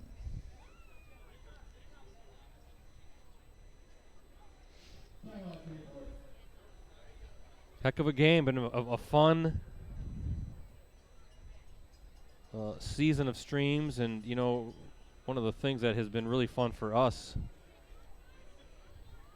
Rosie, is really expanding and really focusing this year on the FRCC. Of course, having a premier team like Bayport made it easy, but just really getting into the Green Bay market a little bit more. Went up to West Appear. We've been doing that a little bit more, but I felt like we took another step. So really making it an all-encompassing USA Today. I think when all said and done, we'll have streamed 15 different teams over 4 conferences through these 13 weeks. So that's pretty good. So 4th down, Bayport going for it. Wow. Very interesting call here. Unless this is going to be a little pooch. Nope, Thomas wants it, and he powers his way. Gets the 2 yards. I thought they stopped him initially. He leans forward. Kimberly out of timeouts, and I think you look at that team across the way in the navy blue jerseys, they're sensing that they're going to Madison for the first time in program history. Boy, kudos to Thomas. I thought he was stopped back there. I thought at first, too, and kudos to Gary Westerman. He just said, listen, boys, it's time to win this game. You know, we're not going to give Kimberly the ball anymore, and they should be able to run the clock out now. As they say, focus and finish. And that, I believe, is what they're doing right now.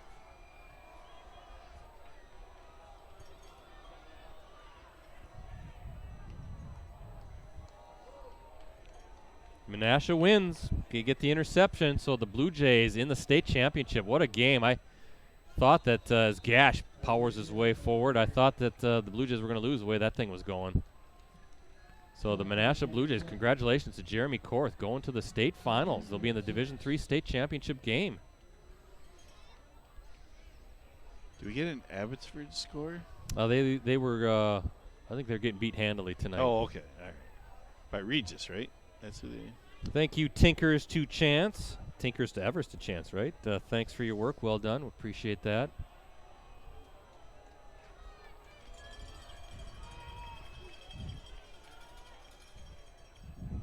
Gash. Whoa.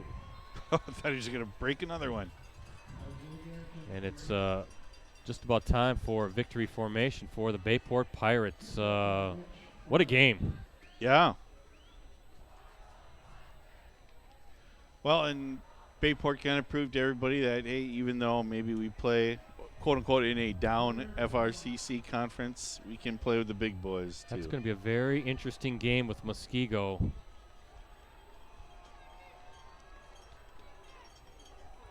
But first things first here, they need this first down as Gash has it. He's got it, and that is going to end this game. Victory formation coming up for the Pirates. As you can see, they're all excited. Big number 89, Sam Plum, the 6'4" wide receiver, and looking towards the crowd and waving his arms. He's hugging Cole Weber down there.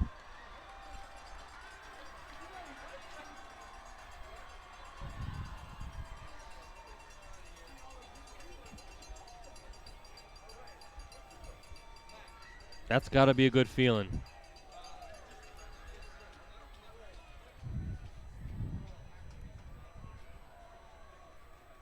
As Thomas just takes a knee. There is no need to snap the ball anymore. And both teams, Rosie, getting ready to line it up. This one's all but over as far as we just needed the clock to say triple zeros, right? That's right. And the Bayport Pirates, congratulations to Gary Westerman. Finally gets the Pirates on to Madison. They're going to beat Kimberly 42-28 in what was a heck of a battle. I would say this game was just as advertised. And you can hear the eruption as the clock hits 0. That makes it official. 42-28 is the victory for Bayport. The Pirates 13-0 going for their first state championship in program history, their first state finals appearance in program history. They will be taking on the defending champion Muskego at 4 o'clock Friday at Camp Randall Stadium in Madison. And the streak ends for Kimberly, right? 6 straight finals appearances. What a run for these papermakers. Congratulations to Steve Jones for getting these guys to this level once again. State semifinals, incredible run. And I have a feeling that these two programs, regardless of what happens this year, they're not done. No. These are programs. Yep. And I have a feeling they're probably going to be seeing each other again in the years to come. I think you're completely right on that. But what a game. And as you watch across the way, just so much respect, I know, for both programs, for each other.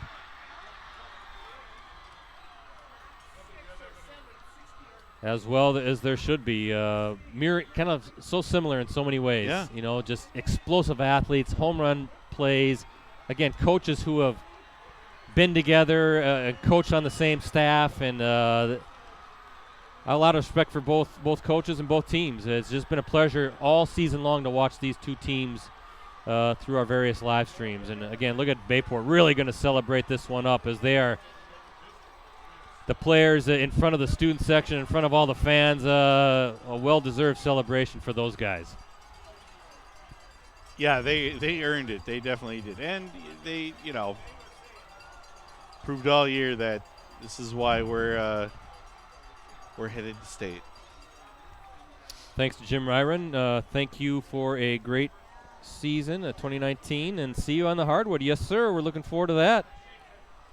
Thanks for all of your support, Jim, over the years. Boy, look at that. They are just going to – this is going to be a fun Friday night for those Bayport guys and their fans. They are going to relish this for sure.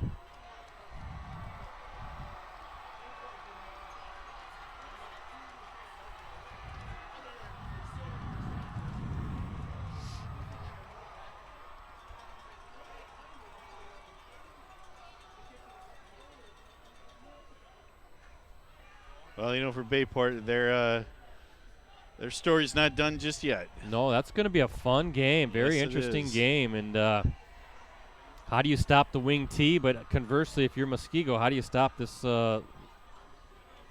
this offense right now that's just churning up big-time yardage on the ground? And I don't know. It could be a high-scoring. We thought this would be a high-scoring game, and it was. Yeah. 42-28 is the final, and I think it just comes down to too many turnovers. For Kimberly. You can't turn the ball over 5 times. Well, and 4 out of 5 times they converted. Well, three in the first half led to 21 points. Huge. And another one was intercepted in the end zone there late. So, just way too many turnovers. Very uncharacteristic, but credit Bayport for coming up with some big-time plays on defense. That's why their defense is so stout and has so many shutouts this season. Coming up with a lot of turnovers tonight was, I thought, just the difference in the game. Yeah, Bayport's defense, they created those turnovers. I mean, they made plays when they had to, and when they had to, they just went out and made plays. They didn't have to do anything, really. They just went out and played Bayport football and dominated and made plays, and hats off to them. Hats off to them for doing what they do. Hats off to Kimberly for battling, even down with 5 turnovers to keep this within striking distance, because it was like 28-7 at one point. I thought this is starting to get out of hand, and they showed their big play potential as well, or ability, I should say, as well. Yeah, so they didn't roll over. Well, thank you, Wally. Appreciate that. Saying thanks to Chris Learman next door, and then us. Thank you very much. And then Todd Schomer, hey, thanks for watching. Again, we appreciate your kind words. His bike's in the basement. I'm going to go for it, Todd. I'm coming over, and we're going to go biking tomorrow. Hey, let me run down the scoring, and then we're going to close up shop for the final time in this football season.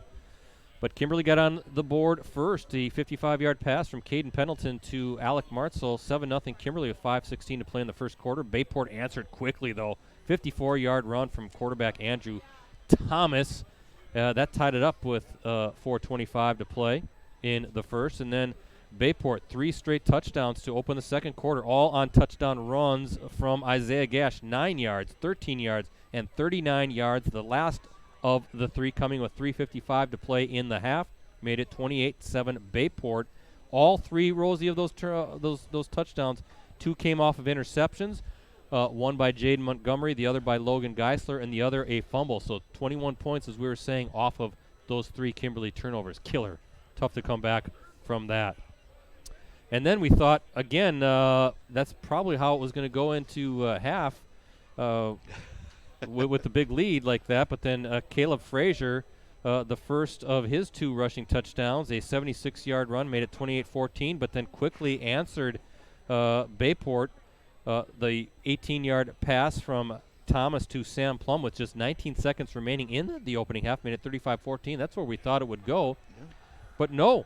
Caleb Frazier with a 65-yard run down the far sideline with 9 seconds to go made it 35-21 Bayport at the half. Bayport, Isaiah Gash, the 4th of his touchdown runs, a 62-yarder right away in the third quarter, made it 42-21 with 11:08 to play. And the final touchdown of the game with 2:26 to go in the third quarter, 75-yard pass from Pendleton to Will Hammond, 42-28. It's hard to believe there were no points scored in that fourth quarter. I thought we were in for one heck of a battle, but the Will Hammond touchdown is how the scoring ends tonight. Again, with the victory, Kimberly, or I should say Bayport, improves to 13-0. And they will be taking on top-ranked Muskego, the defending state champions, in next Friday's WIAA Division I State Championship game. Kickoff is set for 4 o'clock at Camp Randall Stadium in Madison.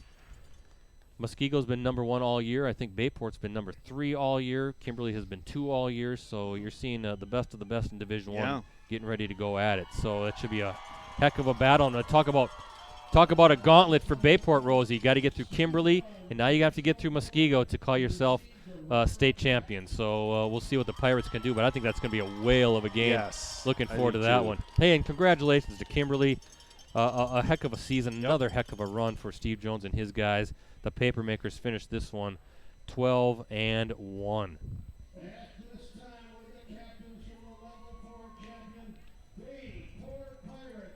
Captains coming out to receive their plaque.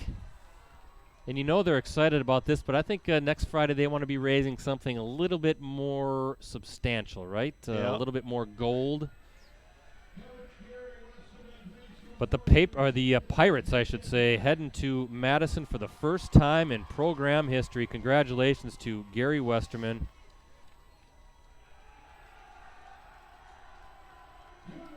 As you can see, the Pirates celebrating their big win tonight, 42-28. Once again, thank you to our sponsor, Verlo Mattress Factory of Appleton, Green Bay, Oshkosh, Fond du Lac, and Sturgeon Bay. Be sure to stop in today for their fall mattress clearance sale. And thanks to everybody who has watched us all season long. 13 weeks of high school football games, Rosie, has come and gone, and I appreciate working with you and Ricardo. I know he's not here tonight, but I know he was listening and watching on his phone as he's covering the Lourdes game and then the state swimming meet tomorrow. But stick with us, though, folks. We will be transitioning to high school basketball. It's going to be a little bit warmer in those gyms, isn't it? It's going to be warm. We'll be going to a whole bunch of boys and girls games this upcoming season. That's going to be a long year from November through March, so we're looking forward to that. We should I'm guessing we'll have probably a good 12, 14, 15 games in, right? We'll do January week where we do a whole bunch of games. Yep, so we'll do that. We could take a little break for Thanksgiving here, but then hit it hard. Yeah, we'll take a little holiday break as well, but looking forward to that. So thanks to everybody who watched us all season long. Yes. We really, truly do appreciate your support. Really do. So for Rosie and the crew with USA Today Network Wisconsin, I'm Brett Christopherson signing off from J.J. Keller Field at Titan Stadium. on the campus of the University of Wisconsin-Oshkosh. Site of tonight's WIAA Division I state semifinal showdown, a game that saw the Bayport Pirates take down the Kimberly Papermakers 42-28. Thanks for watching, everybody.